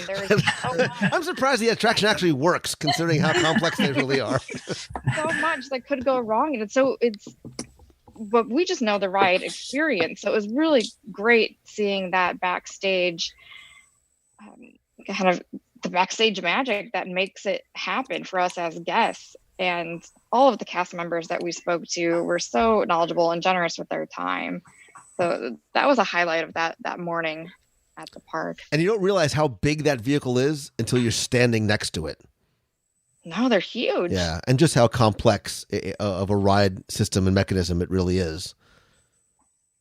And just how much of another world there is backstage to keep all the stuff on stage going. That's exactly right. It was cool to hear him talk about Indiana Jones versus Dinosaur and how they kind of taught the people here some things, and they built the ride vehicles over there, and although it's very similar of a ride, it feels so different. So you have such a different experience on both of them. So to hear them discuss it, and we got to ask, are you ever on conference calls with the people on this coast, and you share different experiences of what makes it go down, how do you fix it, what are you experiencing over there? It was just, it's so interesting to hear them talk about those details that we would never even think of. And so this is a perfect example. In the interest of full disclosure, this is a perfect example of, with all the highlights of all the different days, I literally don't remember what the other attractions were that we visited on our tour. You were trying to hand that off to me. I absolutely was trying to hand it off because I completely forgot. Which is a good thing, I guess, in a way. Right, because there were so many highlights that I couldn't remember everything that was going on throughout the day. I do remember my chimichanga. I will, as long as I'm being clear. Surprise. Yeah. I remember 7 fast passes. That was pretty awesome sauce. Oh, right. We had the card with the fast passes on them. Fast passes are hard to get at Disneyland. You have to have the Max Pass. So if you don't have Max Pass, being able to be handed just this treasure trove of fast passes is a pretty special deal. So that was really cool too, because then we could use them wherever we wanted to on some of them. Others were actually timed for us as well. So even in our downtime, like I said, one of the things I really appreciate about Adventures by Disney, especially in a park experience, is that there is time that they can just say, go and experience the thing that is important to you. So you're not always with the group all the time, but then they also give you little extra plus ups like fast passes so that you're less inconvenienced. You don't have to wait in line, and you can do a lot of different things that is important to you. Right. And we were, so now it's starting to come back to me now, because we met for the Pixar Play Parade during the afternoon, and our guides, who are awesome, went and got us all Dole Whips, and delivered them. Like, again, that's Becky Mankin style right there. We were VIP area. We were definitely, we had our own viewing area. He brought us Dole Whips. We were able to spend most of the day on our own, and then at night we also had the private viewing area for the Fantasmic. Fantasmic. Yeah. That's right. Because the night before we had seen the Halloween parade, and then Fantasmic was that night. See, when you get old, all the days start to blur into one another. Again, it was a late night, early morning the next day. Where you forgot the big thing. You forgot the big hello. Where was I for three rounds of people? We were able to do something that only Adventures by Disney does in Disneyland, which is visit Walt's apartment. Oh my! How did I forget that? I don't know. Jeez Louise, man. Walt's apartment is it is a place that every Disney fan has to visit and stand there and look out the window from the other side to see people walk into his park. And when you walk in, I'd love to hear everybody's impression of what you thought it looked like as opposed to what the reality was, because it kind of is a shocker for the first time when you walk up there. I enjoyed walking up those back steps. I'm like, are these the steps that he went up? I mean, you always wonder, is there a special entrance and, that kind of thing. And just being in this space where you could see all of the things in the apartment, that's where he had his glasses, right? With the WED on it. And or was that in his? That was his office. That was his office. Had that, but he had the carpet with the Tom and Jerry. Yeah. Yeah. and the grilled cheese sandwich maker. Oh, yes. It's the original that they dare not plug in because it would probably electrocute everybody within a mile radius. But to realize how small it was, like I would have imagined like a little bit more, but he actually didn't spend as much time in there as I had imagined in my little mind of. I had seen some of my friends have gone there before, so I had seen a couple pictures, not a lot, but to actually be there and to see some of the things and to look out onto the Main Street USA, it was awesome. To be somewhere that, everybody that walks by, 90% of the people that walk by that have no idea it's there, and, Walt knowing that, that's a bird's eye view of seeing people come in and seeing the kids, get all excited about running down the street and going to the castle. That's an amazing thing to be able to see. And you're doing it too. You're looking at people come in for the first time. I really like how the guides very much humanize the experience. And what I mean by that is they talk to you about Walt would sleep here, Lillian would sleep here. She picked out this rose pattern. He did this. It made it more relatable to Walt, the person, the human being, not Walt, the head of the company, the creator of Disneyland. Becky, when we did this years ago, again, we were we were competing with our schedules for setting up for D23 Expo. That was my first time ever there. I definitely had that very emotional response to it. And, you go in and you see, you want to sort of sit where Walt sat, and you can't sit on the couches. And obviously, I would have laid down on the couches, but you are in this space that Walt occupied. And for me, that wasn't where I really wanted to go, because if you went around the corner, there was a very small dressing area. There's a steps out to a private balcony, but there's also Walt's bathroom and Walt's shower. And at the time, I guess I was able to do it because I did it. You can't do it anymore.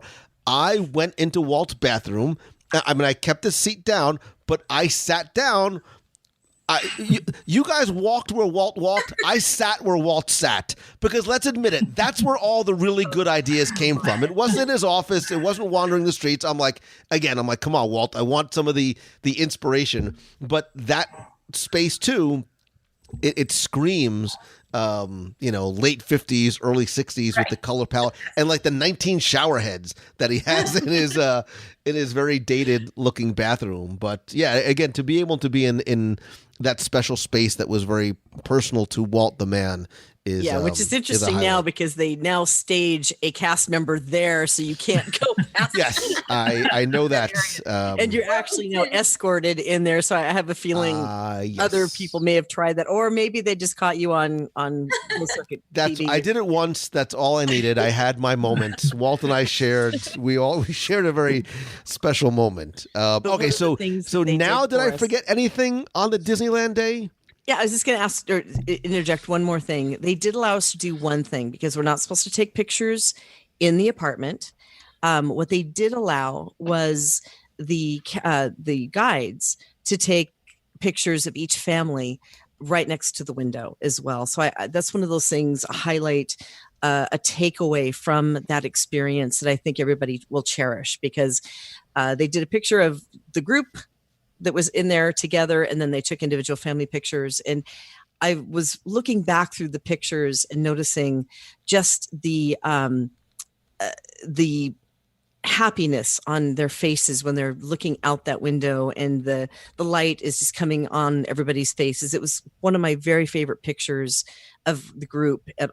Was those individual pictures by the window.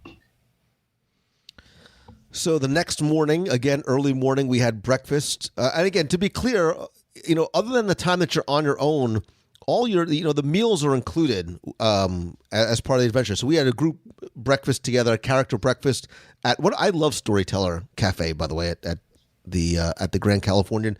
And then again, early access into Disney California Adventure. If I'm getting my timing correctly, we all rode Toy Story Mania, got a tour of Carthay Circle, and then went over to Cars Land?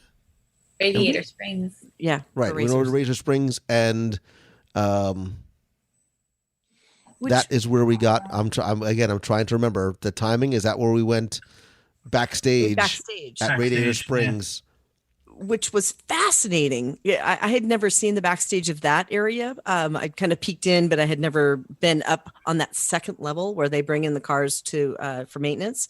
But the screen that's above, where it shows where every single car is and which one might be giving them trouble and which one is, when they're all green, everybody's happy and nobody's doing anything. If one goes red, how it shuts down. And I know he was telling us really fascinating things about the ride and the maintenance of the ride. I was transfixed by that screen, just watching the cars go around and where they are. And oops, one just went down while we were there. And we got to see the process for how they determine what happened to that one car and what could be the problem with it and how to remove it from the track and how they restart. I just had a really good time learning about that, because especially Radiator Springs, it does go down a lot and you really don't know why. And some of the information that we were given, now I have a very detailed and clear understanding, and we'll have a lot more patience next time that it comes to. Yeah, it was really neat to sort of, we spent a lot of time backstage too, really getting to understand the inner working of the vehicles and the track and the ride system and the cast member roles in all that. The only thing that was somewhat frustrating with that was that it was keeping me from my cozy cone. So I was, come on, man, speed it up. I got to get out there.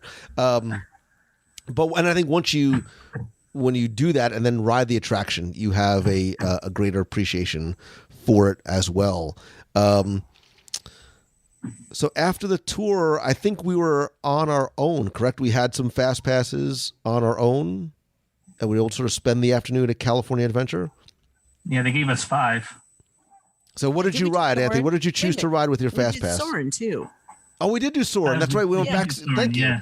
We did Soarin', and then this is why we do this as a group, because we all can't remember. Right? We went backstage. We went under the screen in Soarin' and got a sort of a backstage tour about the design and the execution and the sense that the smells. When I say sense, SCENTS, the sense of Soarin', and then experience the attraction, and then experience the attraction from behind the screen to really get a sense of just how big, just how complex, how loud that system is down there too. And I had not known, I knew about a couple little Easter eggs, but I didn't know that there's a hidden Jack Sparrow in there. I learned that little tidbit, and so now I have to look for him next time I ride, because I now know where he is. But he's on the beach, cool, right? He's on the beach. Yeah, he's on the beach. We also got to touch the Soarin' screen, which felt a lot heavier than I would have imagined. Yeah, I mean, if I was tall enough, I'm sure I could have reached to be able to touch it too. So, so yeah, it was right. So it was after that we had lunch and time on our own at California Adventure. All right, very quickly, what was the best thing you ate at DCA? Cozy cone, other than the cozy cone. Does the dinner at Carthay count? That could count. Then that'll have to be it. Yeah. We had a Jack cookie. Oh, the Num Num cookie. A Num Num. It's a cookie Num Num. Oh, that was amazing. The churro cake.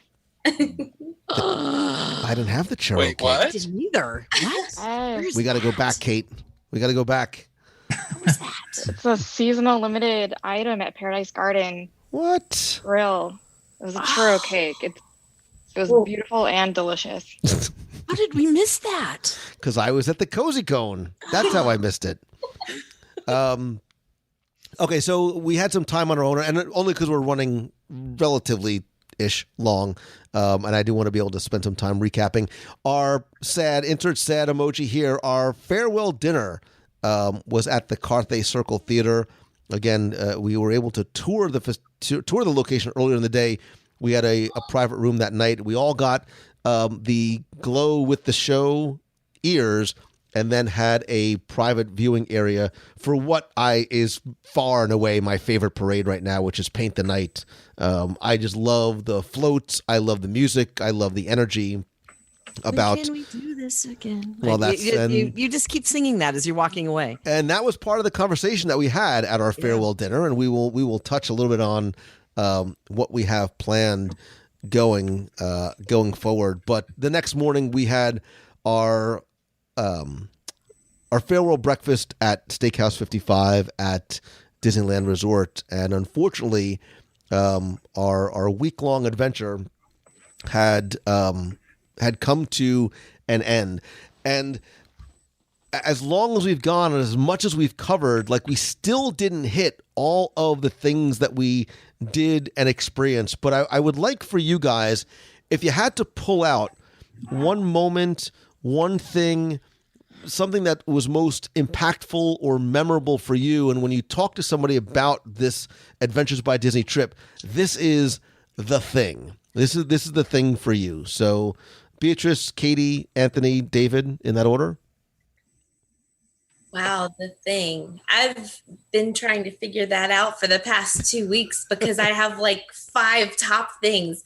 I would probably say the surprise of going into Walt's offices to see like where his secretary and where he really worked, because I know the long hours that he spent there and the nights that he spent late nights there working, and we didn't expect that. Like I had said before, there were so many bucket list items before I even knew of the unexpected surprises. So as much as I knew I would love it, I loved it that much more. And it just, the first 30 seconds I was there, I got off the plane and, there's someone there ready to take us to the hotel with our name on it. Like there was so much of a comfort level from the second that I got there to where I felt like we were very important and taken care of. We were in the best spots. We were fed. Every time we got on the bus, there's water, there's snacks, we just felt so important and so taken care of. And there were so many amazing surprises that I couldn't have imagined it to even be close to what it was. To honestly, the carousel, like everything, I couldn't have imagined it to even be close to where it was. And that's why I select to take it with you guys rather than just booking Adventures by Disney on my own, because I know that I can get so much more. I know that like the first 30 seconds of meeting Michael and Lori, they were friends. He saw my purse and we were talking Disney races. We were like in the first 30 seconds, he was family. And it just, there was so much of a comfort level and I just all wrapped up into one thing. I would just say that Disney hug, that they take care of you and everything is magical. So I can't select one of that, but I would just say the feeling that we get out of it. I think that's a perfect, incredibly well articulated way of putting it. And I loved, look, I've known you for a long time. You radiate joy. Like you never have nothing but a smile on your face. But when I saw multiple times, and I'm not meaning to call you out or embarrass you, but there was multiple times that smile of joy turned into tears of joy. I'm like, she's having a good time. She's really enjoying this, and you're feeling that Disney hug. I would have chosen this, and then the next day, of all the places that I wanted to go, I would have chosen this. It got better and better, and it's just that feeling of trust, and to know that going with you guys is going to give that much extra than I could have got on my own. I would put that as my number one, because the experiences, everyone was trumped by the next thing that we did. It was amazing. But just the whole hug of it all was probably my. I like that. The hug of it all. Yeah. I like it's all about the hugs, because I am a hugger. Katie, what about for you? On a Disney nerd level, I can't top the office visit and the maps that we saw at Imagineering. On a personal level, I want to thank Lou and Becky for putting this community and organizing this trip. It was great. Each one of these trips, you meet new friends. And Anthony and I were actually table mates on the Double Dip cruise last June. And so it was great reconnecting with him. So reconnecting with old friends, meeting new friends, a lot of the people in the community that you guys have developed and fostered have become close and dear friends. So on a personal level, it's those relationships, but there's definitely those Disney nerd bucket list items I hoped we would see, and you guys made happen. So thank you. Oh, thank you for that. I appreciate it. And it is, it is about the community, and, when I say friends and family, like that's how we feel, even if the friends, whether we've met yet or not, is not just a line. It's something that I believe in. And it's trips like this that very much are a testament to that. And has nothing to do with me. It has to do with you guys. I say all the time, I built the clubhouse, but you guys are the ones that populate it. And I love seeing the friendships and the relationships form. I guess it is maybe the dad in me. So, table mate Anthony. Yeah. So having never been to Disneyland and always been fixated with Disney history, this trip really knocked my socks off, so to speak. The time, I think I was with you and Becky when we were in that mini group in Walt's office and just looking around and taking it all in. And I came across, he had a map, I think, of Disneyland in his office. And they had a haunted mansion pointed out and said there was a home of 1,001 happy haunts. So two must have flown the coop at some point, because I'm not sure where they went. So, it was just so cool just to be in that atmosphere and environment where Walt Disney had lived and worked for so many years. And then going to Disneyland the next day, I told people I went full kamikaze mode that day in Disneyland. I was there from 6:30 in the morning till 11 o'clock at night. No break. They didn't go back to the hotel at all. And, I took it all in, and we got to go to Walt's apartment that morning, and it was great to get the picture overlooking Main Street. And then walking out of Main Street that night, I just snapped a picture of the apartment with the candle lit in the window. I thought it was a good bookend to that day. David, what about you? I mean, that day 3 was something special. You started out the morning in Walt's apartment. You spent the afternoon looking at that Herb Ryman drawing. And then in the evening, I got to go to Disneyland for the first time. I don't have a wife. I don't have kids. I can honestly say that was the best day of my life without somebody coming after me for it. And then the next day, I got to go to Cozy Cone for the first time. So, I mean... we were together. Like we got your first they like to make people cry, and they succeeded. Yeah, and I know we had talked a little bit at the Cozy Cone and over by the statue of Walt and Mickey, and it was an amazing trip, not just as a participant, but again to watch to watch you guys and enjoy it individually as well as enjoying it collectively. One of the questions I had asked at our final dinner, and I think again the next morning, was, okay, we're already thinking ahead. What do we want to do next? We already have Japan on the books, and at this time, well, actually about a week ago, with this time next year, we will be in Japan from, what is it, Becky, that 13th to the 23rd, and then you add a couple on days, and 20-ish if you add on or not. If you liked Adventures by Disney to Hollywood, you're gonna love Adventures by Disney to Japan. Oh yeah, that is the one I'm counting down, and there's already conversations about possibly going to the motherland and heading over to Italy, as well as maybe a domestic Adventures by Disney. Katie's shaking her head.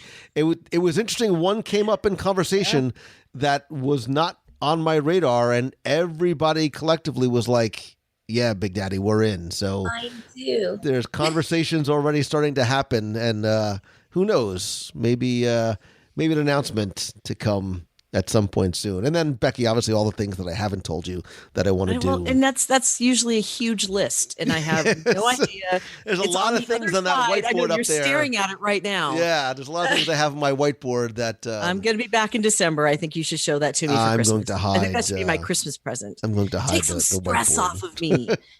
Let me know what I have to work on for the next 5 years. So, and listen, the obviously a huge amount of gratitude has to go to Becky. There's a lot of logistics that happen behind the scenes to make these trips happen. And to all of your points in terms of making those extra special things happen, it does not happen by accident. There's a lot of work. There's a lot of time that goes in, and certainly it couldn't happen without Becky Menken from MEI and Mouse Fan Travel for all your vacation planning needs. But it's true, and I appreciate all that you do, and that's why the trust that we have in doing these kind of trips and doing these kind of trips as a group is so very well placed, because to all of your points, it's not about matching or meeting the levels of expectation. It's about exceeding them and making those wow moments even more special, and then trumped by the ones that follow thereafter. And that's what I know you do, Becky, and that's one of the things that I like to do as well. And that's why this partnership and relationship and friendship, dare I say, has worked for so long. Well, thank you very much. And thank you and all of you for giving me that opportunity to put some of the things that I've wanted to do on paper and present it to the people I did, to say, this is things that I want to do too. But, for you and I, we sat down a couple of years ago and said, what would be special? What would make this special? And to make my dreams come true, and to watch your faces as some of these really special, magical moments were presented to you. You made my day when I got to see your faces enjoy these things that Lou and I had been working on and planning for so long, and to see it on your faces come to fruition, that meant the world to me. So thank you guys for indulging me as well. Yeah. And again, there's, we covered a lot. We left out a lot. We didn't even talk, and don't say what, there was a little surprise that everybody got, a little takeaway everybody got at the end of the day, which was a nice little reminder and token of this trip. The photos are wonderful. The stories are great, but it's the memories and the stuff, the time that we shared together that made this trip so special for me. Yes, it was Walt's office, and yes, it was seeing the paintings, but it really was. This trip would not have been the same if I had gone by myself or just with a couple of people. It's because of you who were there. So I would love to hear from you, our friend, the listener who's sitting there virtually around the table. Where would you like to go next on a future WDW Radio group, friend, family trip? If it's an Adventures by Disney, where would you like to go? Is it a cruise? What's the destination? What's the ship? If it's something else, let me know. You can let me know a couple of different ways. You can call the voicemail at 407-900-9391. Plead your case to the jury. Tell me where you want to go and why. You can also go to our Facebook group. Go to wdwradio.com/community. That is our Box People group. That's where the community and conversation should take place. And if you have any questions, obviously, about any of these trips or a trip you want to plan on your own, you can go to mousefantravel.com. Beatrice, Brian, Anthony, I'm Wacko for Flacco, my friend David Potts, and of course, Katie, I'll see you in Japan, Kun. Thank you guys so very much. And as we sort of wrap up our thing, very quickly, around the horn, if you can remember the best thing you ate on your Adventures by Disney. Go. Oh, it's the ice cream at Ghirardelli. Prime rib at Tam O'Shanter. I think I have to go with Bengal barbecue. Oh, we had a nice time at Bengal barbecue. Oh, so much. So many barbecue skewers. We literally ordered everything off the menu. That was a nice day. That was a good day right there. That was good. I was with you there, Lou. That was a fun meal. I've never eaten there before. It's because it's counter service. Katie? I'm looking through all of my food pictures. And There was so much of it. There was so much of it. I ate so many snacks. Part of it is that first day, Lou, when you and I got there beforehand, and we went to that little Japanese restaurant in the mall that is the worst designed mall in the world. That was really good. I think you ate like 4 or 5 full plates of sushi. The waitress literally was like, "Are you sure you want? Is there anybody else? Like, is there 4 more people coming?" I'm like, "Don't worry, sister, I got this." and I ate it all. I ate mine and some of yours. Yes, you did. Yes, you did. But that was good. That was a good. That was delicious. We had a nice breakfast that morning at Mel's, right? I mean, I'm trying to remember. Like burger and a milkshake. Yeah, we did Mel's too. We did breakfast, and it was good. We did. We had it was a nice cup of coffee, just sitting there, planning for the future. Like a real diner experience, you know? I like that. Oh, Yamashita was good too. The Japanese restaurant. Katie, I'm doing the same thing. I'm like quickly scrolling. Almost, yeah. I'm never gonna forget that. I'd be remiss if I didn't say Cozy Cone too, like just because I love it so. A classic. How many Cozy Cones did you actually have? This was a disappointing trip for me because I only had one. I didn't even think you got one. Did you actually get one? I did. And then I stayed a couple of extra days to speak at a conference, so I was able to sneak out to Flo's the next morning for breakfast. It was so delicious.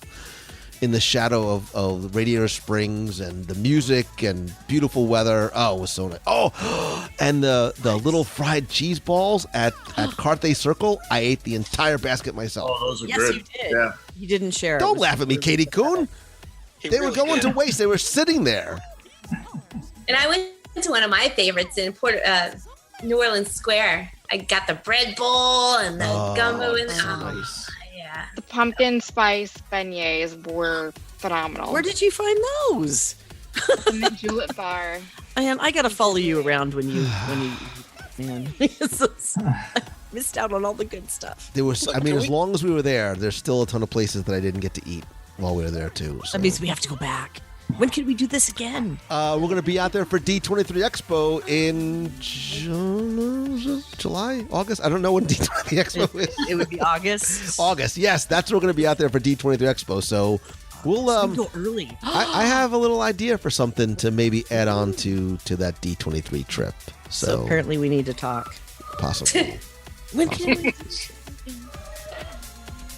Awesome. Well, thank you guys again for a memorable trip, and yes, we will definitely have to do this again. Thank you. Yeah, thank you, Lou. Thank you very much. Thank you very much. Thank you both. I'm starving, by the way. Just FYI, I'm famished at this point. Cookie num nums. Those are awesome. Who just grunted?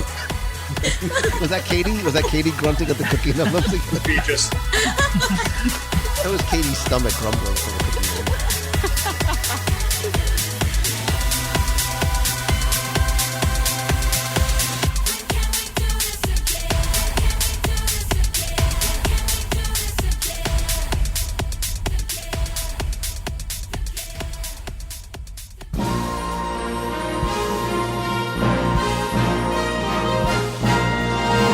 It's time for our Walt Disney World Trivia Question of the Week, where I invite you to test your knowledge of Walt Disney World's history or see how well you pay attention to the details, sometimes in what you see, sometimes in what you hear.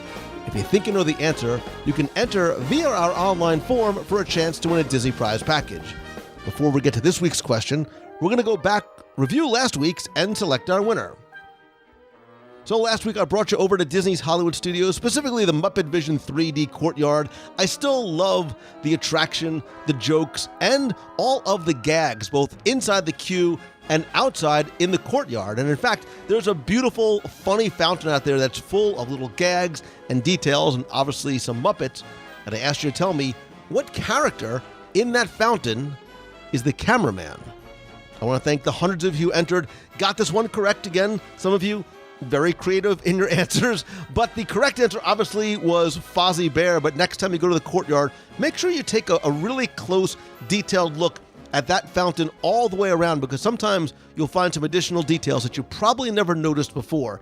Anyway, last week you were playing for all of my digital products, which include my 102 Ways to Save Money for an at Walt Disney World book, all 7 of my virtual audio walking tours of the Magic Kingdom, a WDW Radio vinyl sticker for your car or your laptop, a pop socket for your phone, and a mystery prize, which may or may not have come back with me from our Adventures by Disney trip. It could be something from the studios, it could be something from Imagineering, Disneyland, the Cozy Cone. That's why it's a mystery prize. Anyway, I took all the correct entries, randomly selected one, and last week's winner is Ellie Mitchum. So Ellie, congratulations. You use the online form. I have your shipping address. I will get your prize package out to you right away. If you played last week, didn't win, that's okay, because here's your next chance to enter in this week's food-themed, of course, Walt Disney World Trivia Challenge. So in Epcot's Club Cool, not only can you sample refreshing and interesting Coca-Cola flavors from around the world, but I know that we've all tried to trick our unsuspecting first-time guests and friends to the joys that are Italy's Beverly. But have you tried them all? And maybe do you have a favorite? I do. Maybe one that you even tried to order for home. Anyway, if so, no matter what, tell me this. What is the name, see if you can do it from memory, what is the name, but you don't have to, of the Club Cool beverage that you can sample that hails from Japan? Where, by the way, speaking of Adventures by Disney, I can't wait to go next year. Anyway, it's okay. Tell me the Club Cool beverage that you can sample that hails from Japan.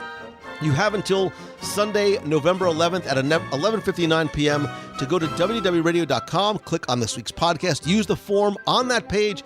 Again, you're going to play for the books, the 7 audio tours, the sticker, the pop socket, and this week, I will send you a WDW Radio shirt. So good luck and have fun.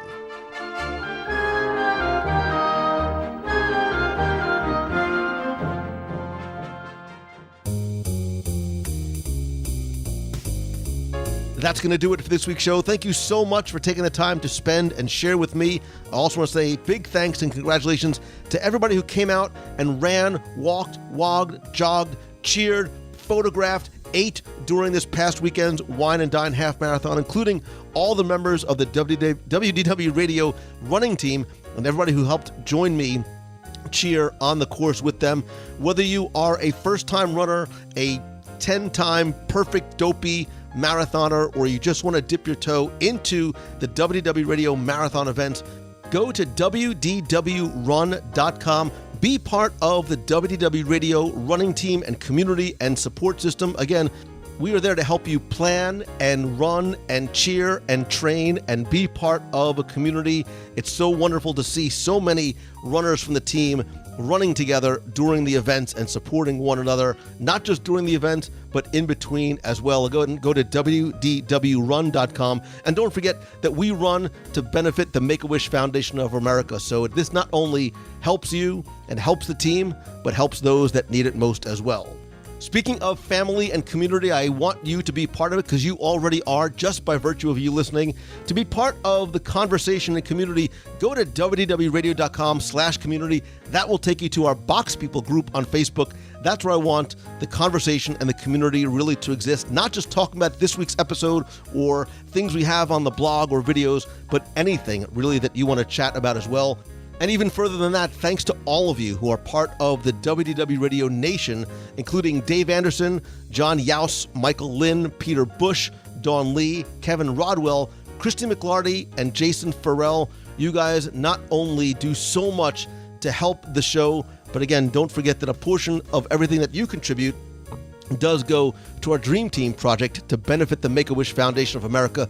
To find out more and to see how you can not only help the show, but get exclusive rewards every month, including monthly scavenger hunts, we have a private Facebook group, custom Magic Band covers, logo gear, t-shirts, monthly care packages from Walt Disney World, exclusive live video group calls, early access to special events, which, as you know, if you tried to get into some of our recent events that sell out quickly, that is a big bonus as well. Go and visit WDWRadio.com/support. Remember that this show is not only for you, but to a certain degree, it's by you as well. So I want to hear from you. If you have a question or a comment you want me to answer on the air, you can email me, lou@WDWRadio.com, or call 407-900-9391. That's our voicemail line. You can leave a question, a comment, a hello from the parks. Don't forget to join me every Wednesday night at 7:30 p.m. Eastern for WDW Radio Live as I do a live video broadcast. More importantly, a conversation with you real time, either from my office or out and about from the parks. I'd also love to connect with you on social. I am at Lou Mongello on Facebook, Instagram, Twitter, and Pinterest. Again, don't forget to join the WDW Radio Box People group and like our page at facebook.com/WDW Radio. And of course, while I think that connecting and engaging on social is wonderful, nothing beats a handshake and a hug. That's why I continue to do Meets of the Month every month in Walt Disney World. I'm still trying to figure out exactly when I can fit in November's, possibly over Destination D weekend. If you're going, come to the Box People group, let me know. December's will most likely be the weekend of the 8th, and January's will be over Marathon Weekend on Saturday, January 12th. Go to the events page at wdwradio.com/events to find out about upcoming meets of the month. Group cruises are Adventures by Disney to Japan, our cruise to New Orleans in February 2019, as well as other announcements as well. Also stay tuned as I'll be announcing some on-the-road events as I travel to speak. Oftentimes I'll do meetups as I'm going throughout the country or sometimes even internationally as well. And to that point, if I could maybe come speak to you, to your business, to your conference, to your school, to your event, visit LouMongello.com. You can find out how I can sort of integrate Disney, lessons learned from the Disney parks, customer service, new media, social media, and lots more customized to you and your event. Again, visit Lou Mongello to find out more.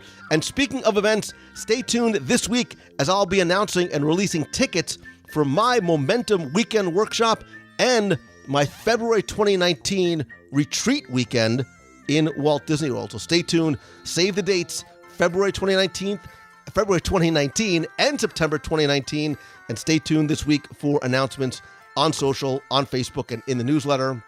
Thanks as always to Mouse Fan Travel, my official and recommended travel provider. I've been using them for my family's vacations for more than a decade, and that's why I trust them enough to recommend them to you. Of course, you can visit them at mousefantravel.com. Go to celebrationspress.com to subscribe and order back issues of Celebrations magazine.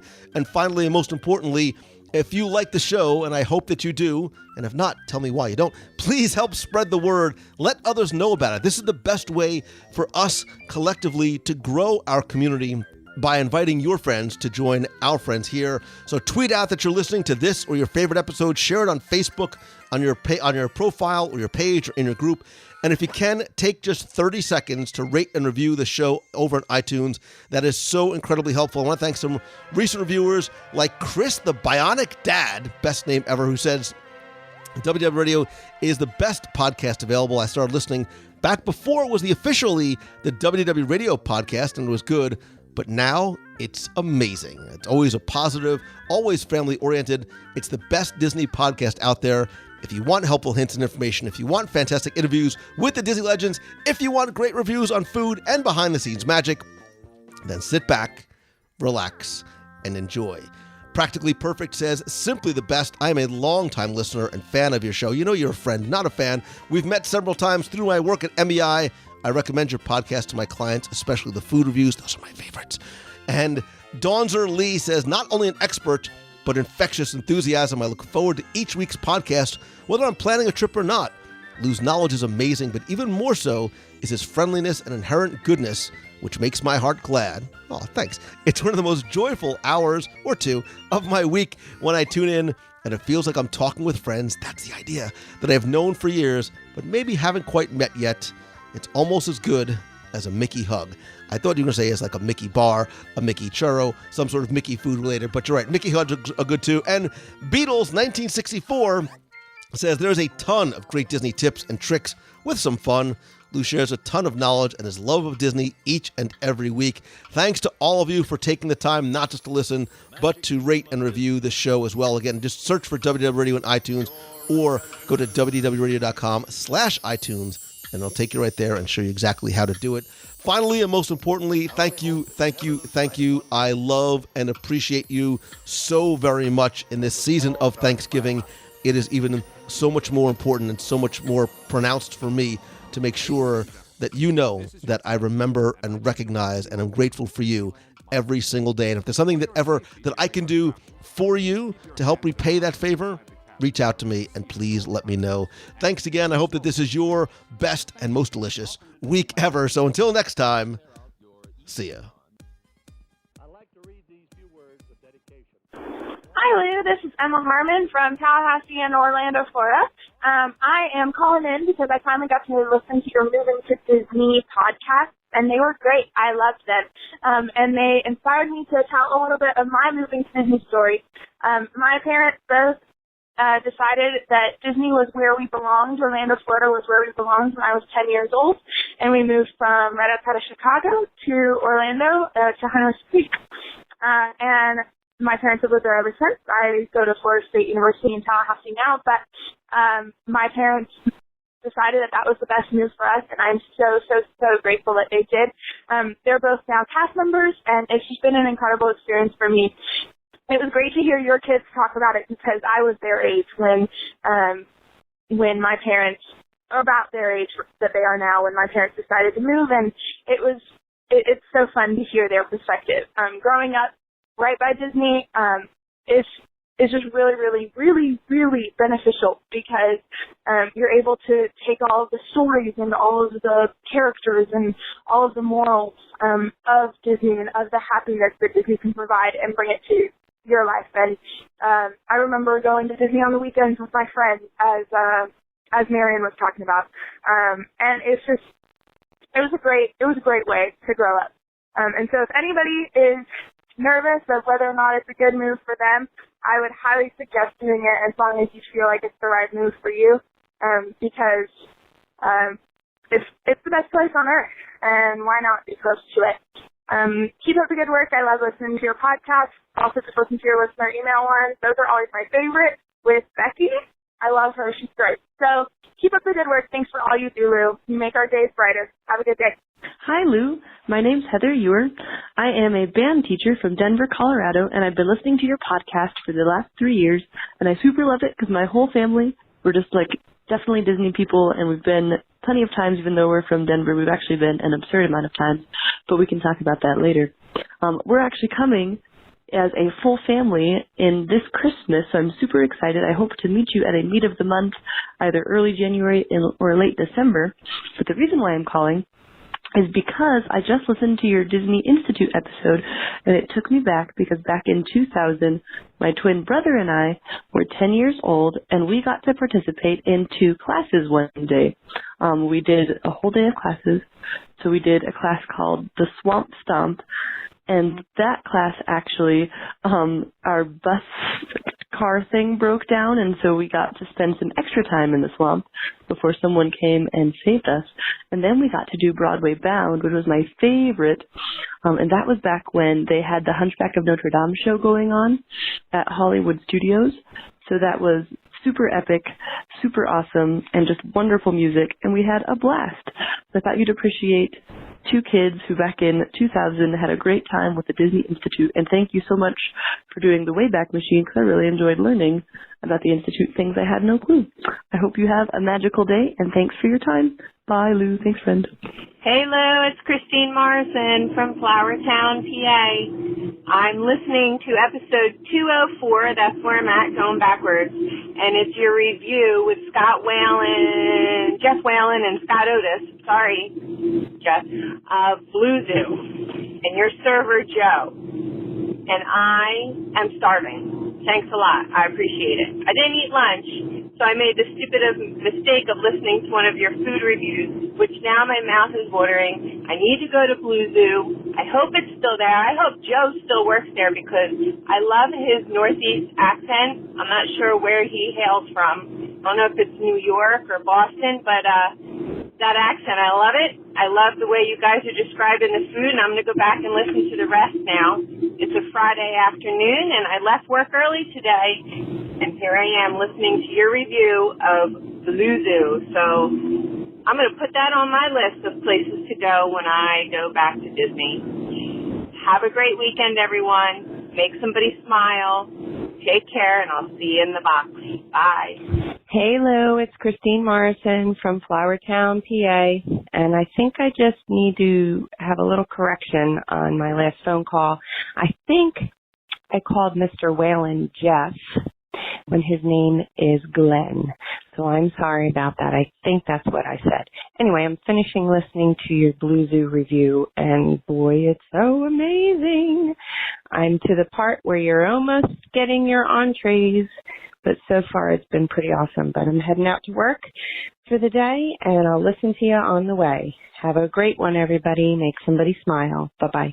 Hello, Lou Mongello. It's Darlene Yankee from West Seneca, New York, and I'm calling in to say that there are 345 days until the Japan trip. that Disney Adventure will be so amazing. I know that you guys have done these things before with those groups, and I know how much fun you've had in the past. Hi, Lou. This is Peggy Teal from Rochester, New York. I'm calling in to let you know what I love about Main Street USA. I love everything about Main Street, but what I love the most is just how happy I am when I'm there. I love that I feel as if I'm visiting a quaint town where life was simpler, more peaceful.